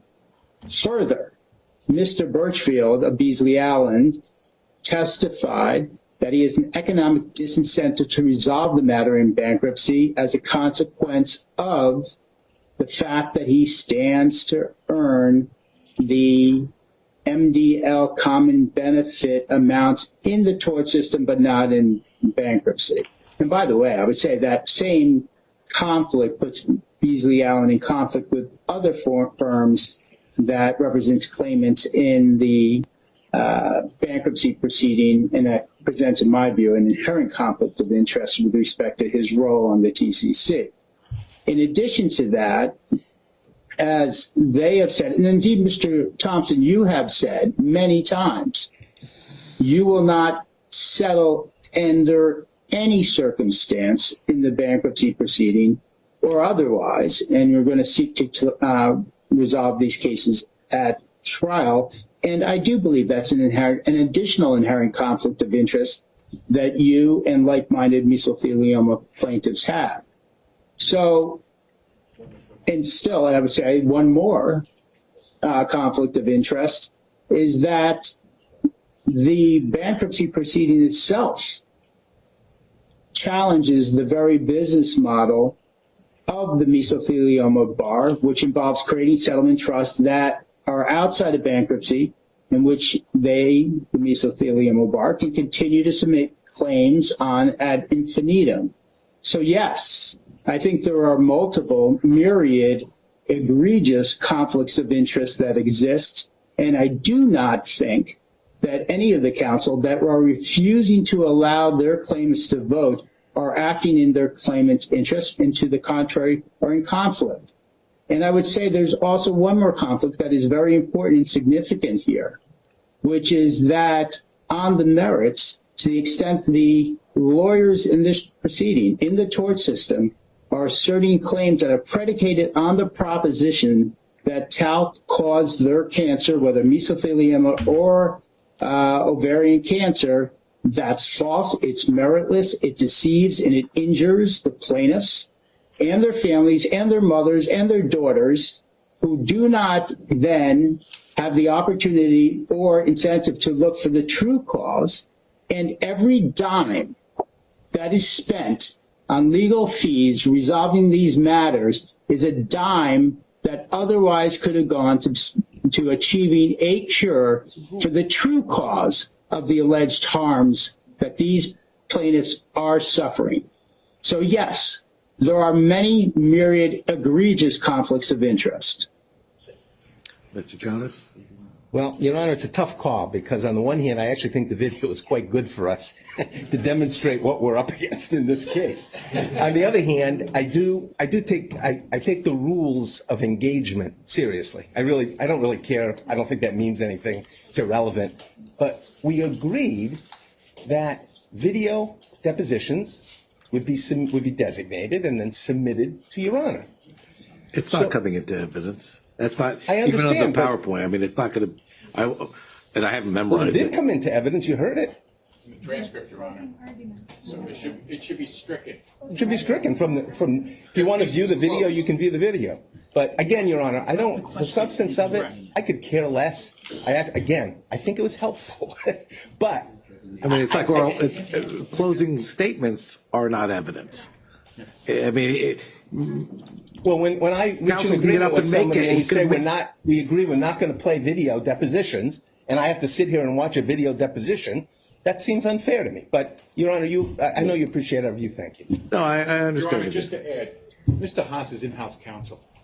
Okay, they have counsel. They can't have him effectively stand up before this court when he's sitting right here and have it be part of this record. It's going to be part of the transcript. It should be all stricken. They had their opportunity to put him on that stand if they really wanted him to make this points. It is wholly unorthodox for anyone to add a video clip like this to their closing arguments. So it has to be stricken. No, I'm not. Yes. Thank you. I made an appearance in this case as litigation counsel on behalf of J&J. On his direct, Mr. Thompson showed a question that answer was responsive to. So he introduced it in his closing argument, and that was the response to the question that he put up before this court. All right. And on top of that, he can't speak. Would you please? He's a corporate counsel. No, I'm not. No, I'm not. I am litigation counsel. Counsel. Yeah, finish quickly. One more point, Your Honor. The deposition transcript is in evidence in this case. It's one of the deposition designations. They took my deposition twice. They designated my testimony. That was a counter designation. It's in evidence. Thank you, Your Honor. All right, thank you. Very good. Are we taking a break, Your Honor? Oh, yeah. Thank you. Thank you. Let's see. It's 3:02. Bear with me one second. Wendy, you ready? All right. Let me just address where we left off. With respect to the motion made to strike that portion of the closing, it is overruled. If I recall, Mr. Myman included in his closing a short videotape of, there was a seminar, somebody speaking at a seminar. That was during cross, Your Honor. Was it? Ms. Sharp during cross. It was during cross? Yeah. But that's okay. The same point was going to be that I just evidenced my point. I can't even remember it. So I'm sure by the time I get in my car leaving here today, I will have forgotten much of what, no disrespect intended, of what was Please said. don't forget that, Your Honor. Please. But in any event, if it's otherwise in the record as part of evidence, it's there. And if it's not evidence as part of the closing. So with that being said, Mr. Hanson, you have the podium. Thank you, Your Honor. I'm not sure with that intro that there's an awful lot to say. Hopefully this will be memorable for you. Your Honor, Chris Hanson with Paul Hastings on behalf of the Ad Hoc Committee of Supporting Counsel. First, let me just say that the Ad Hoc Committee echoes the many statements of gratitude to the court and its staff, and it appreciates the generosity and the patience that all of you have given to all of us. Your Honor, let me start by saying that this case absolutely has a valid bankruptcy purpose. One of the members of the ad hoc committee of supporting counsel, Mr. Onder, who was one of the first lawyers in this country to prosecute TAL claims to a verdict and who represented a claimant on the TCC in LTL 1, told Your Honor what that purpose was when he testified to why he agreed to drive this settlement in bankruptcy: to ensure fair compensation for all present claimants and their families who are suffering or who have died from exposure to TAL products, and to ensure that future claimants, the daughters and granddaughters that Mr. Onder referenced, have a mechanism to recover for their injuries as well. Neither of those outcomes is guaranteed if this case is dismissed. In fact, both of those outcomes are unlikely. There is unequivocal testimony in the record that LTL and Johnson & Johnson will take their cases to trial, where their track record is very good, and you heard from the TCC's own expert, Mr. Burian, as well as the TCC's counsel on endless cross-examination, that they believe that no more than 10 to 20 cases a year will make it to trial. Somehow, however, Your Honor, they also say that the MDL process is efficient and can resolve the current estimate of 100,000 claims and the thousands more to come, as well as those that don't even exist today. The AHC does not believe it, and neither should you. Trials result in inconsistent judgments for some and no justice for virtually all. To quote Dr. King, Your Honor, justice long delayed is justice denied. No one wants that outcome, Your Honor. Not one lawyer in this room wants that outcome for their clients, and the AHC does not believe that the Third Circuit wants that outcome either. Ironically, according to the Third Circuit's, to the TCC's interpretation of the Third Circuit's ruling, the greater the ability of a debtor to fund a historic settlement for all present and future claimants is, the less likely it is that that debtor should be able to access the only process, Chapter 11, that makes that settlement possible. From a policy perspective, being able to implement a settlement that utilizes an express provision of the Bankruptcy Code, which ensures fairness in its application and treatment to all present and future claimants, is about as proper of a use of Chapter 11 as there can be. To that point, Your Honor, Congress amended the Bankruptcy Code in 1994 to include Section 524G to codify the trust and injunction procedures used in the Johns Manville and UNR cases, and to specifically enable a bankruptcy court to confirm a plan containing a trust and to utilize the Bankruptcy Code's very broad definition of claim to issue a channeling injunction to bring all claims, present and future, to the trust. As we also know, the Bankruptcy Code does not contain any Chapter 11 entry requirement of immediate and serious financial distress. As noted earlier, deploying the logic of the Third Circuit, a mass tort debtor would have to wait until its resources had dwindled and it was overwhelmed by litigation, the proverbial low point in its value and its ability to compensate claimants, to gain entry to Chapter 11 and be able to avail itself of the trust and injunction procedures and process set forth explicitly in 524G, to the detriment of the parties that provision is designed to compensate, the claimants. That is nonsensical, a nonsensical outcome, Your Honor. The ad hoc committee believes that the facts of this case, the one that is before you now, should be compelling to Your Honor and the Third Circuit. In this case, there is a settlement that is supported by counsel for almost 60,000 claimants who have said that they support the plan that embodies that settlement, and they will recommend it to their clients, and they will recommend that they vote for the plan. Dismissing this case now never lets the claimants themselves exercise their will. It never lets other claimants vote on the plan, and it never lets the Chapter 11 plan process, which you and I know is one of the most powerful mediums for reaching true global consensus, play out. You have uncontroverted testimony and an amended plan on file that demonstrates exactly what Mr. Murtica, Mr. Onder, and Mr. Watts all testified to. There have been constant negotiations to improve the terms of the plan for claimants, and there is now a funding guarantee from Johnson & Johnson to the extent that LTL does not satisfy its plan obligations, an immediate funding mechanism in the plan that will accrue interest and finance the setup of the trust and the work of the claims administrator to expedite claims resolution and provide a recovery to the claimants, which is the paramount goal. a medical lien subtrust that is a fraction of the expense predicted by the TCC and its supporters that guarantees the fast tracking of claimant recoveries, a real ceiling on the dilution of the personal injury trust to fund a settlement with government claims, and a substantially revised set of trust distribution procedures that have been designed to streamline recoveries to claimants. This case absolutely should not be dismissed by this court. All claimants should have the right to vote on whether they want the settlement embodied in the plan. And the plan process and the tools that are already in place and surround it in this court, like the presence of 2 mediators, should be used to see if there is a way to bring about an uncontested vote. But if that's not possible, the court should let all the claimants vote. When it comes to financial distress, the ad hoc committee will not repeat the arguments made by the debtor, nor the arguments in its papers. Suffice it to say that the ad hoc committee believes that there is overwhelming and convincing evidence in the record of the costs of defending the growing number of TAL claims and of funding potential judgments that clearly create a financial burden, and the presence of the new funding agreement does not change that fact. I will, however, focus the court on Section 1112B2, which provides the court with an alternative avenue to keep this case where it belongs, right here, so a planned process can be advanced and the claimants themselves can vote on their own future.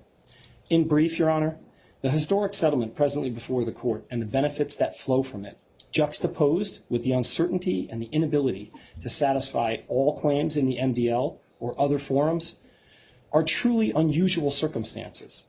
The plan on file, given the likely support of nearly 60,000 claimants already, creates a real likelihood that the plan will be confirmed and that confirmation will clearly cure any purported lack of financial distress as defined by the Third Circuit. Elaborating further, this case is unusual in every respect and thus satisfies the first prong of 1112B2.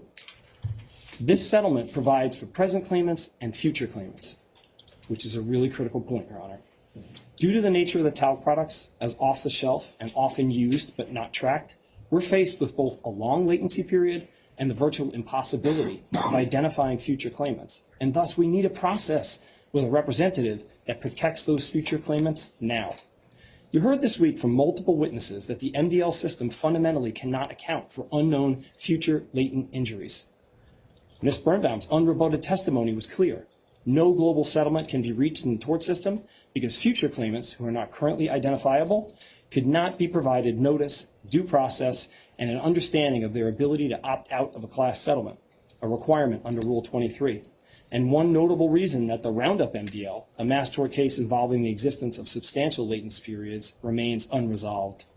The TCC's own expert, Your Honor, Professor Rave, had no response to your questions about whether there was a structural mechanism for future unidentifiable claimants in the MDL system, and he couldn't identify a single MDL settlement that involved future unknown claimants with a significant latency period, and ultimately conceded that unlike in the bankruptcy system, an MDL court would have no ability to compel a party to opt into a settlement. And on that basis, Professor Rave essentially acknowledged that there was no way that an MDL process could ever result in a global settlement. Accordingly, it's very clear that LTL's entry into the plan support agreements and its filing of the plan based on them and the prospect of resolving all claims, both present and future, on a final basis, when balanced against the inability of the MDL or other court processes to provide an equitable recovery for the same claimants, satisfies the first element of 1112B2. The next prong of the test requires the court to determine that dismissing the case is not in the best interest of creditors and the estate, and the ad hoc committee submits that this is a very easy answer as well, Your Honor. As I noted earlier, dismissal pushes the claimants back into the inefficient and painfully slow tort system that has no real ability to deal with future claims. Mr. Watts and Mr. Onder, who together represent nearly 38,000 claimants, noted that there have been only 46 trials since 2013 with nearly 40,000 filed lawsuits, putting sick women in a position where they have been waiting over a decade with no compensation for their injuries. Simply put, trials are few and successes are fewer. Even a dramatic increase in the pace of trials will never come close to addressing the tens of thousands of pending claims and the thousands more to come, and claimants will be left to languish in the tort system absent this resolution. Staying here and advancing the plan process gives the claimants the right to vote on the plan, the chance to utilize a consolidating process to potentially achieve global consensus, and the possibility of confirming the plan and delivering a final resolution for all claimants. As I noted earlier, these goals, as the court knows, are not fantasy. They're the very real steps that are the hallmark of a Chapter 11 process, and they are present here. Think about the improvements to the plan that I discussed before. It has been improved in many ways through tough and constant negotiation. That lien settlement is really important. It expedites claimant recovery, and the mediators are on standby to help continue to drive consensus. And if that's not possible, the ad hoc committee believes that the 75% vote threshold will be met, and the near 60,000 claims that its members represent go a long way to getting there. While noting the claims, the ad hoc committee would be remiss if it did not highlight a few points. As the debtors pointed out, there was much focus on the deduplication. It turned out to be a non-event, so much so that you haven't heard a word about it. There have also been endless attacks on the validity of claims held by the clients of the AHC members, and that fizzled out as well.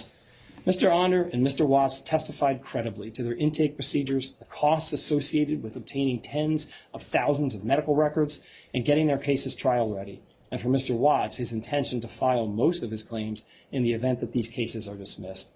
And Mr. Onder has thousands of claims on file. As Mr. Onder testified, every lawyer in this room has probably the same ratio of claim makeup as he does, and no one challenged that statement, which summarily eliminates any argument about stuffing the ballot box. I've already noted the support that everyone says is lacking from the ad hoc committee members. Mr. Onder and Mr. Watts both testified to it, noting that we are on the 2-yard line. They expect the plan to be finalized soon, and they will recommend it to their clients. And as required by this court, each member of the ad hoc committee has already notified their clients of their participation in this proceeding, and they're signing on to the plan support agreement. Moving to the next 2 prongs of 1112B2, Your Honor, the court needs to find that there's a reasonable prospect that the plan will be confirmed and that whatever deficiency exists that would otherwise cause the dismissal of the case will be cured in a reasonable period of time. Notwithstanding any alleged cause, the debtor came to this court at the time of filing of this case with agreements from counsel representing a substantial majority of claimants, and that those claimants would recommend that that those lawyers would recommend that those claimants would vote in support of the plan. So it's that committed support of counsel on the petition date that reasonably justifies the debtor's alleged bad faith in filing, and confirmation of that plan is a cure. As this court knows, to successfully confirm a plan in this case, the debtor needs to obtain support from more than 75% of all outstanding claimants. The ad hoc committee submits that based on the evidence received in this trial, getting to a 75% positive vote is reasonably likely, and the schedule permits it in a reasonable amount of time. Once such an outcome is secured, with a supermajority of all affected claimants voting in favor of the deal, there will be no room left to question the debtor's motives in this case, and any alleged deficiencies in the filing will be cured. Indeed, Your Honor, at that point, the vast majority of claimants will have themselves consented to a cure of any alleged bad faith in the debtor's filing, and the women, the victims, can finally and fairly be on their way to being compensated, and future claimants will not suffer the uncertainty and delay of resolving claims in the tort system for decades to come. For all of these reasons, we submit that the evidence adduced at trial demonstrates an absolute proper purpose for being here and also satisfies firmly the requirements of 1112B2. On a more fundamental policy level, Your Honor, you shouldn't dismiss this case. You should let the plan process play out. As I said at the outset, the debtor filed this petition consistent with the purpose and text of 524G, which Congress itself created so that, in the words of Senator Graham in 1994, debtors and third parties who are alleged to be liable for asbestos claims would be encouraged to participate in a system that will maximize the assets available to pay asbestos claims, present and future, and provide for an equitable distribution and method of payment. That's the legislative history behind 524G. Relying on that provision is an absolute proper purpose of bankruptcy. It's also a proper purpose to consolidate claims and administer them through the explicit provisions of the code designed exclusively for cases like this one. Let's return for a moment to Mr. Onder's goals: to compensate present victims and ensure that their daughters and granddaughters also have access to immediate compensation in the awful event that they too suffer injuries in the future? This process, the one before you, Your Honor, is the only process that meets these noble goals on behalf of all claimants. Your Honor, I know you believe in the power of the Chapter 11 process and the myriad benefits it brings, so many of which are on display in this case. Those benefits are why this case should remain here and why the motions to dismiss should be denied. If there's a court that's going to dismiss this case, let it be the Third Circuit, Your Honor. Let that court look freshly upon the settlement and directly into the eyes of the near 60,000 claimants represented by my clients, and if they're so inclined, let the Third Circuit tell those claimants they have to return to a process where they will not receive justice because it will be delayed and thus denied. Thank you, Your Honor. Thank you, Mr. Hanson. All right. Welcome back, Mr. Jonas. Thank you, Your Honor. I appreciate it. I'll be relatively brief, I hope. Your Honor, I forgot earlier to compliment my adversary, Mr. Gordon. I'm always amazed because he's a very, very smart guy to be able to come up here with responses to the facts that I think we've proven here and truly make it seem convincing. Sometimes I have to check myself. I also take it as a compliment that he spent so much time on frustration of purpose, which proves they know this is a weak link which causes the entire case to fail. Their overall approach seems to be better to ask for forgiveness, not permission. What I mean by that, in our view, they improperly terminate the funding agreement, but now they say, don't worry, we have a new one. They file the case in bad faith, but they say, don't worry, we have a plan. I don't think that's the way this should be done. We heard lots of discussion, many slides about and we heard Mr. Hanson about the settlement with certain plaintiffs' lawyers and the proposed plan.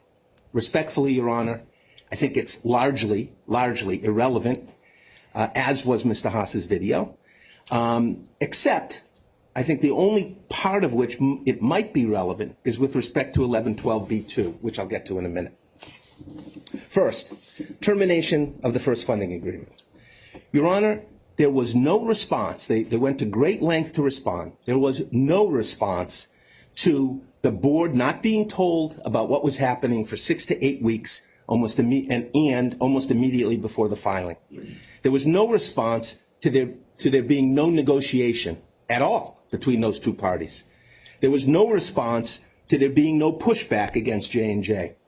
There was no response to the fact that there was no analysis done as to the merits, the legal weight or ability or chances of success with respect to the issues.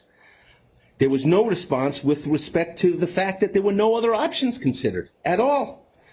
There was no response to what happened being a non-ordinary course transaction, which it was in large part. And there was no response to the board breaching its fiduciary duties. That's what I mean, Your Honor, by being under the cover of darkness and being nefarious. It was. The facts as I've outlined to which there was no response, that's what I mean by under the cover of darkness and nefarious. There also, Your Honor, was no real answer to the language of the funding agreement that says that it's available in and outside of bankruptcy. I know Mr. Gordon tried, but I did not hear really an answer to respond to that. And, Your Honor, I learned now why it's great to have only employees, and we warned of this in the first bankruptcy case.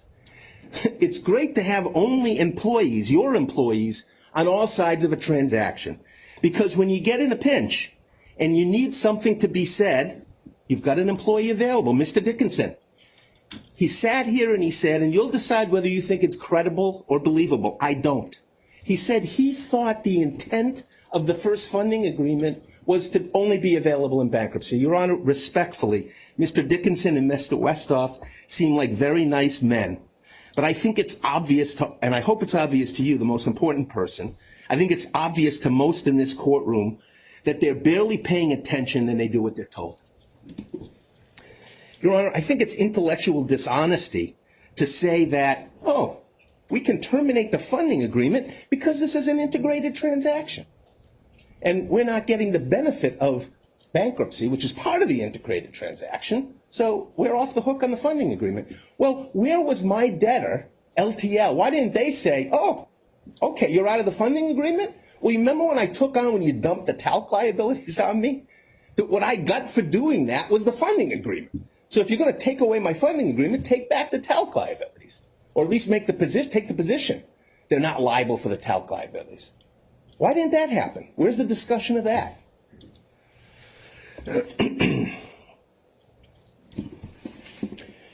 Your Honor, the Third Circuit was clear. Quote, financial distress must not only be apparent, but it must be immediate enough to justify a filing.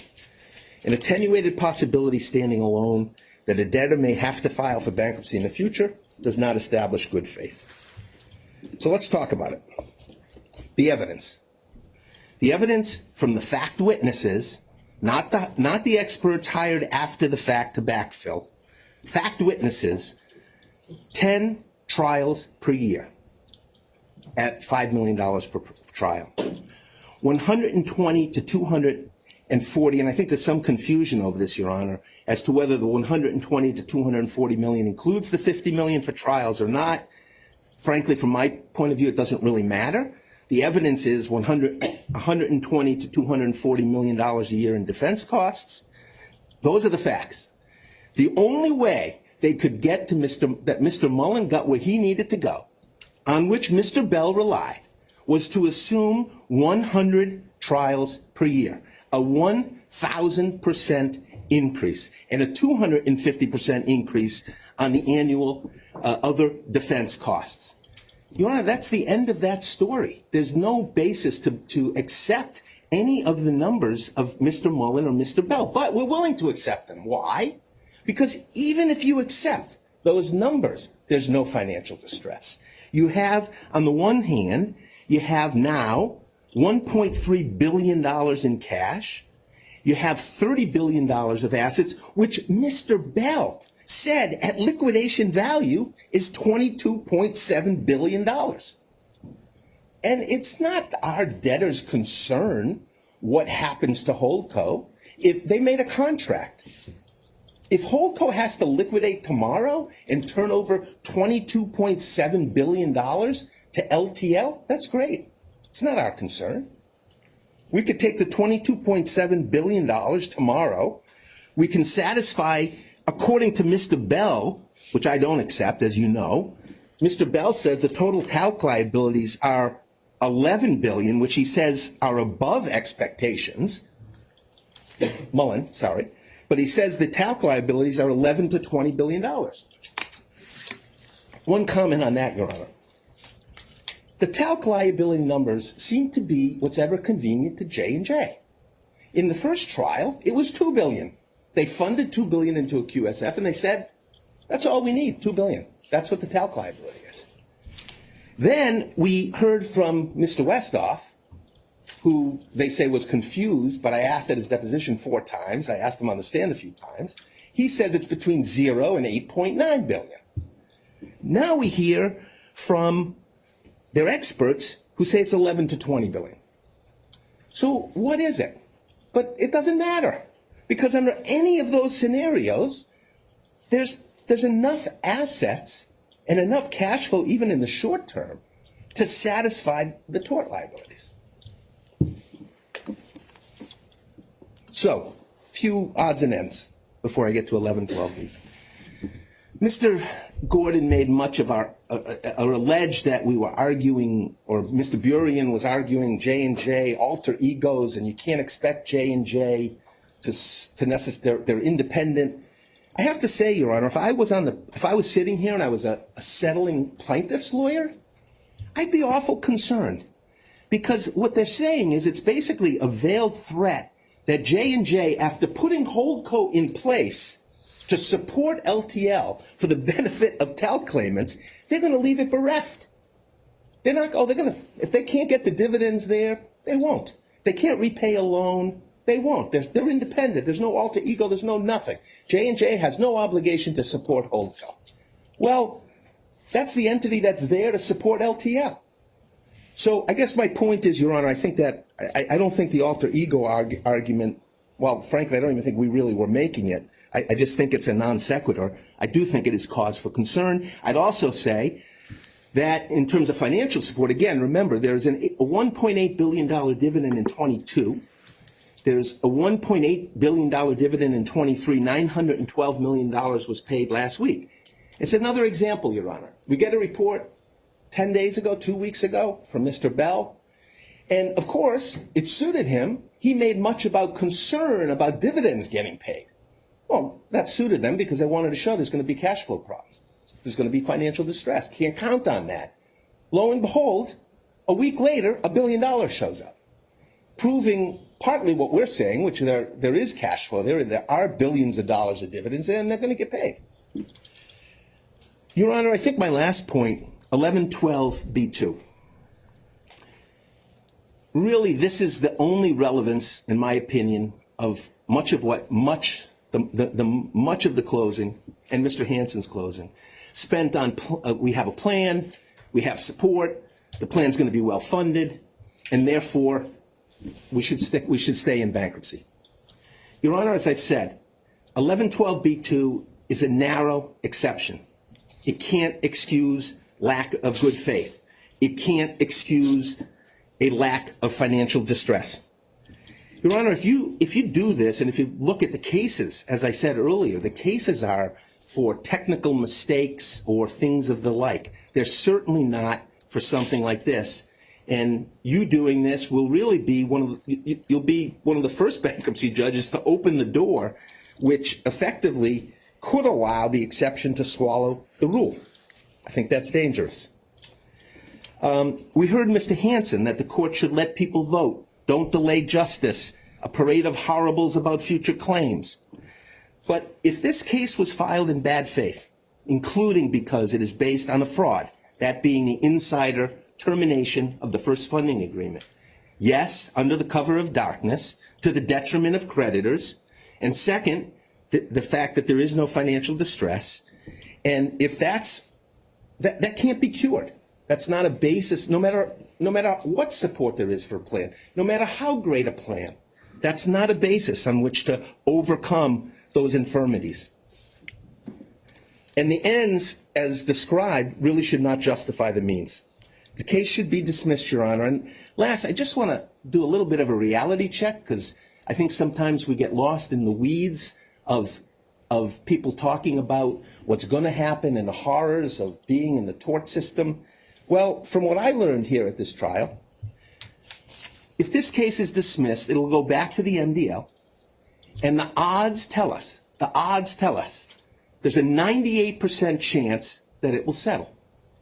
Of course, J&J would rather be here where it perceives it can best cap its talc liability and control the outcome.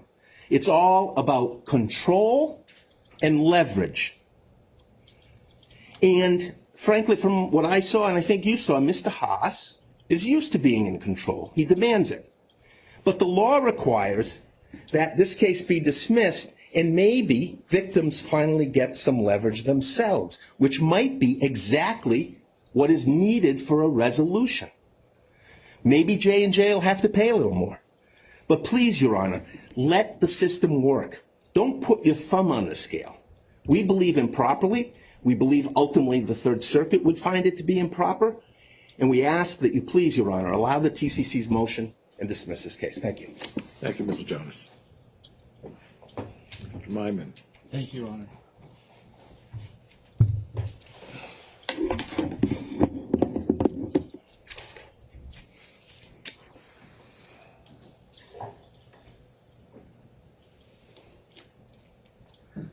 I'm impressed. Rebuttal PowerPoints. I'd like to start, Your Honor. Sometime I'll explain. I'd like to start with some of the criticism that debtors' counsel lodged at us. The TCC didn't show you this. The DCC didn't show you that. The claimant's counsel didn't do this. The claimant's counsel didn't do that. It's not our burden. The Third Circuit made it very clear. Once at issue, the burden to establish good faith is on the debtor. And therefore, Your Honor, it wasn't up to Mr. Burrian to do anything to prove their case. And an hour ago, it's a little more because we had that little outburst and we had a little break. An hour ago, he stood up and said the funding agreement had no purpose outside of bankruptcy. Well, his own client contradicted that.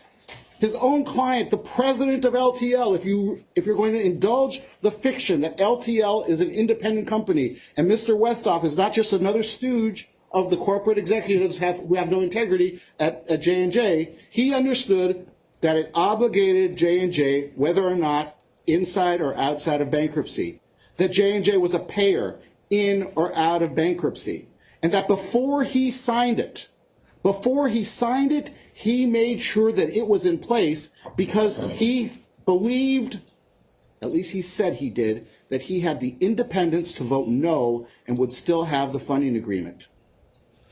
Second, this whole idea that they're not in financial distress. We went through this earlier, but here's the important point. Mr. Ruckteschell explained to Your Honor that Dr. Mullen's numbers are games to come up with the worst case scenario projections. And Mr. Gordon criticizes him, saying, no, you got it wrong. It's not the PSAs, plaintiffs, whose cases are being settled, Mr. Ruckteschell. But just take a look. Under his scenario number 3, on the bottom, settling ovarian cancer claims, 100% of claimants represented by law firms with PSAs. It's easy if you make up a PowerPoint where you insert the words, as opposed to having what your expert actually said to misrepresent it. More. Mr. Bell, $22.7 billion was his discounted number. It's not that he had a number that had to be further discounted. $22.7 billion. Mr. Jonas just said, it's a moving target with this company, depending on what's convenient. Is the liability $2 billion? Is it $8.9 billion? Or actually, is it what Mr. Kim, the chief legal officer, under penalty by the bankruptcy code, attested to on the petition for bankruptcy here, that it's $1 to $10 billion. And when that doesn't work, because when they go to Mr. Bell and say, we need to know from you what you're going to say we have available to pay, and he says, well, worst day in the world where you have to liquidate everything at a discount, you got $22.7 billion. Then they backtrack on everything else and got Dr. Mullen with absurd and unsupported hypothetical worst case scenario, 100 trials a year, 250 times the percent of the costs. That's the way they get around what their own officers have done. They are on the second 2-yard line, but they're on their own 2-yard line because they are not in financial distress. The entire purpose of this bankruptcy is for J&J to solve its talc problem. That's why you have Mr. Haas giving the last word. He's in-house counsel for J&J. He may have made an appearance, but that's who pays his salary. When Mr. Watts went to negotiate, he didn't go to negotiate with a litigation counsel in the bankruptcy. He went to in-house counsel at J&J, who holds the purse strings, who holds the strategy, who Mr. Kim acknowledged that the strategy of litigation comes from J&J. The motions to dismiss. Why, I ask myself, why is this a hard ask? It seems so straightforward. It seems absurd. It seems so outrageous what's happened here. Why is this? And I feel it's a hard ask, Your Honor. I'm honestly telling you, I feel it's a hard ask. Is it because Johnson & Johnson is a corporate bully with Mr. Haas disparaging lawyers who represent their clients? You know, we meet our clients in their homes. We visit them in the hospital. We go to their funerals. To say that we're in conflict with our clients, that Mr. Satterley, who has taken verdict against verdict on behalf of his clients against Johnson & Johnson, And Johnson & Johnson has settled his claims sometimes. That he's in conflict with his clients? That's absurd. The rules don't apply to Johnson & Johnson, they believe. Why? Your Honor ruled explicitly that the testimony from Mr. Onder about liens is generic as far as how the liens operate. That's what you were going to let it in for. And yet you hear an argument from both the counsel as well as the AHC counsel, would not let us tell you about this great settlement. We'll put in at the appropriate time what the settlement or term sheet is. It's not an agreement. It's not a settlement. It's not with 100%. It's not global. It's not the government. Medicare, Medicaid, the biggest insurers in this country are not part of this settlement, but we'll get there. Is it to normalize the outrageous claim? This is the circuit's fault. Is it to dehumanize the victims? I asked Mr. Mullen, this what you're talking about, horizontal equity. It sounds very, very highbrow. Horizontal equity. That eliminates from a jury's consideration of the individual circumstances of specific, unique human beings. That's correct. That's what they want to do. They want to make you just a number. They want to make you just a statistic. Because to J&J, when they count their claims, when they count their votes, that's all these people are. He said, you will have taken away their right to be considered for their specific human characteristics and situations. And he said, if there is no jury option trial available, that would be correct. That is what they're trying to do here. Your Honor asked Dr. Rave, what about the fact that only 3% actually go back to trial?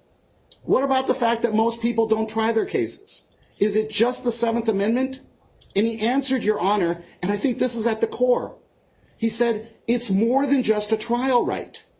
It's the right to decide what to do with your case. They talk, let the people vote. Let our clients have their choices. If they don't want to settle, don't force them to. Do not take away their rights. They have the right to choose, for the parties to choose. And you know what J&J did before they filed this bankruptcy?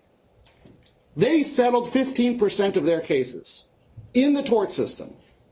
There were 6,800 settlements, according to Dr. Mullen, and at the time of the filing of this case, there were approximately 40,000 pending cases. I just did the math on my phone. That's 15%. They're able to settle these cases if they want to. It's that the corporate bully wants to draw a line in the sand and say, my way or the highway. And that's wrong. And so the entire premise of the J&J bankruptcy is its sense of entitlement to a global resolution. And yet I asked Ms. Birnbaum, we have the right to vote. We don't take that away because a majority of people don't vote.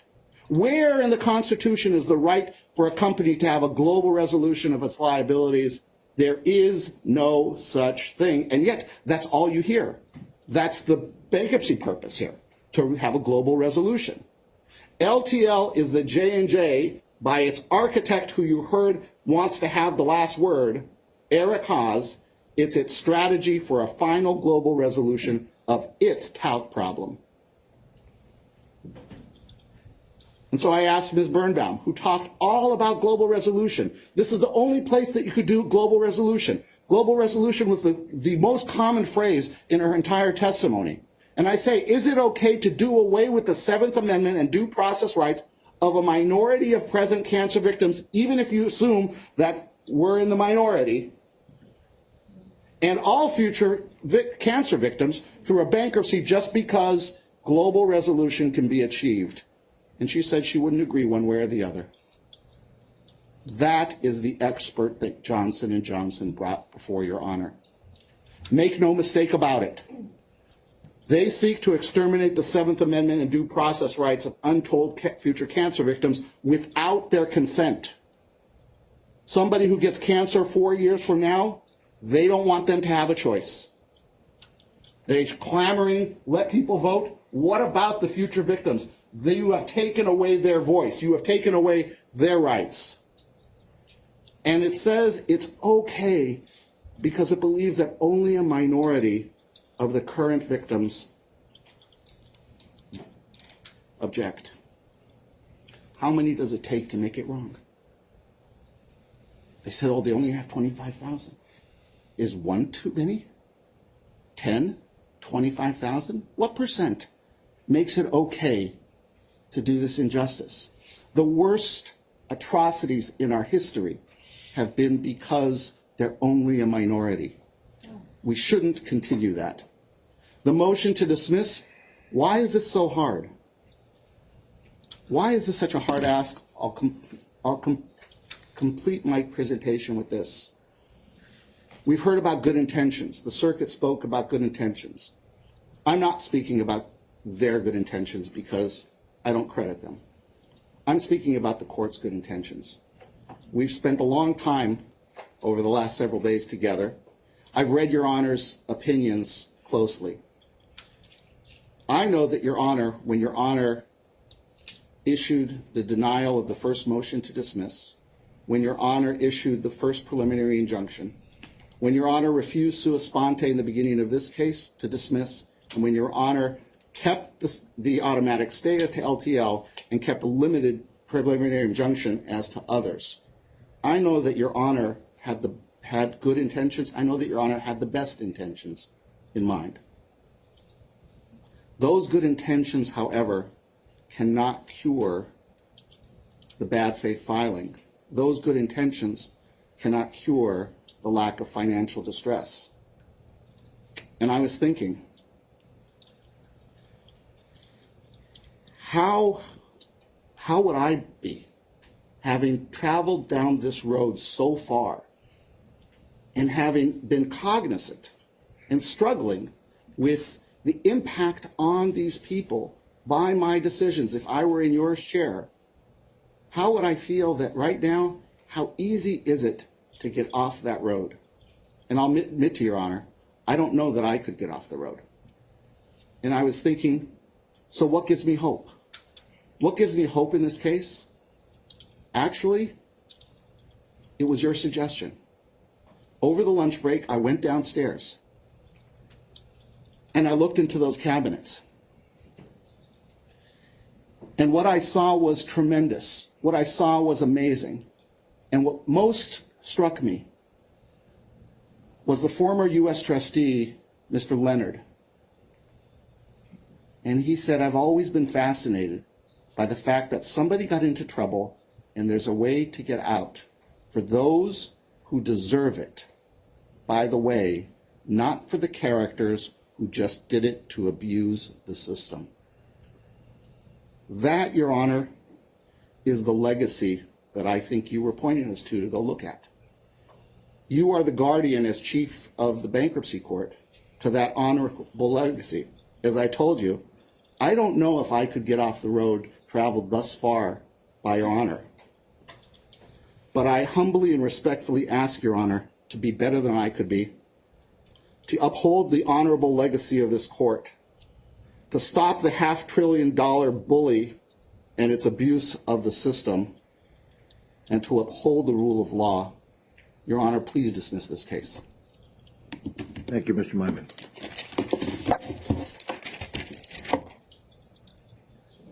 Are we done? I think so.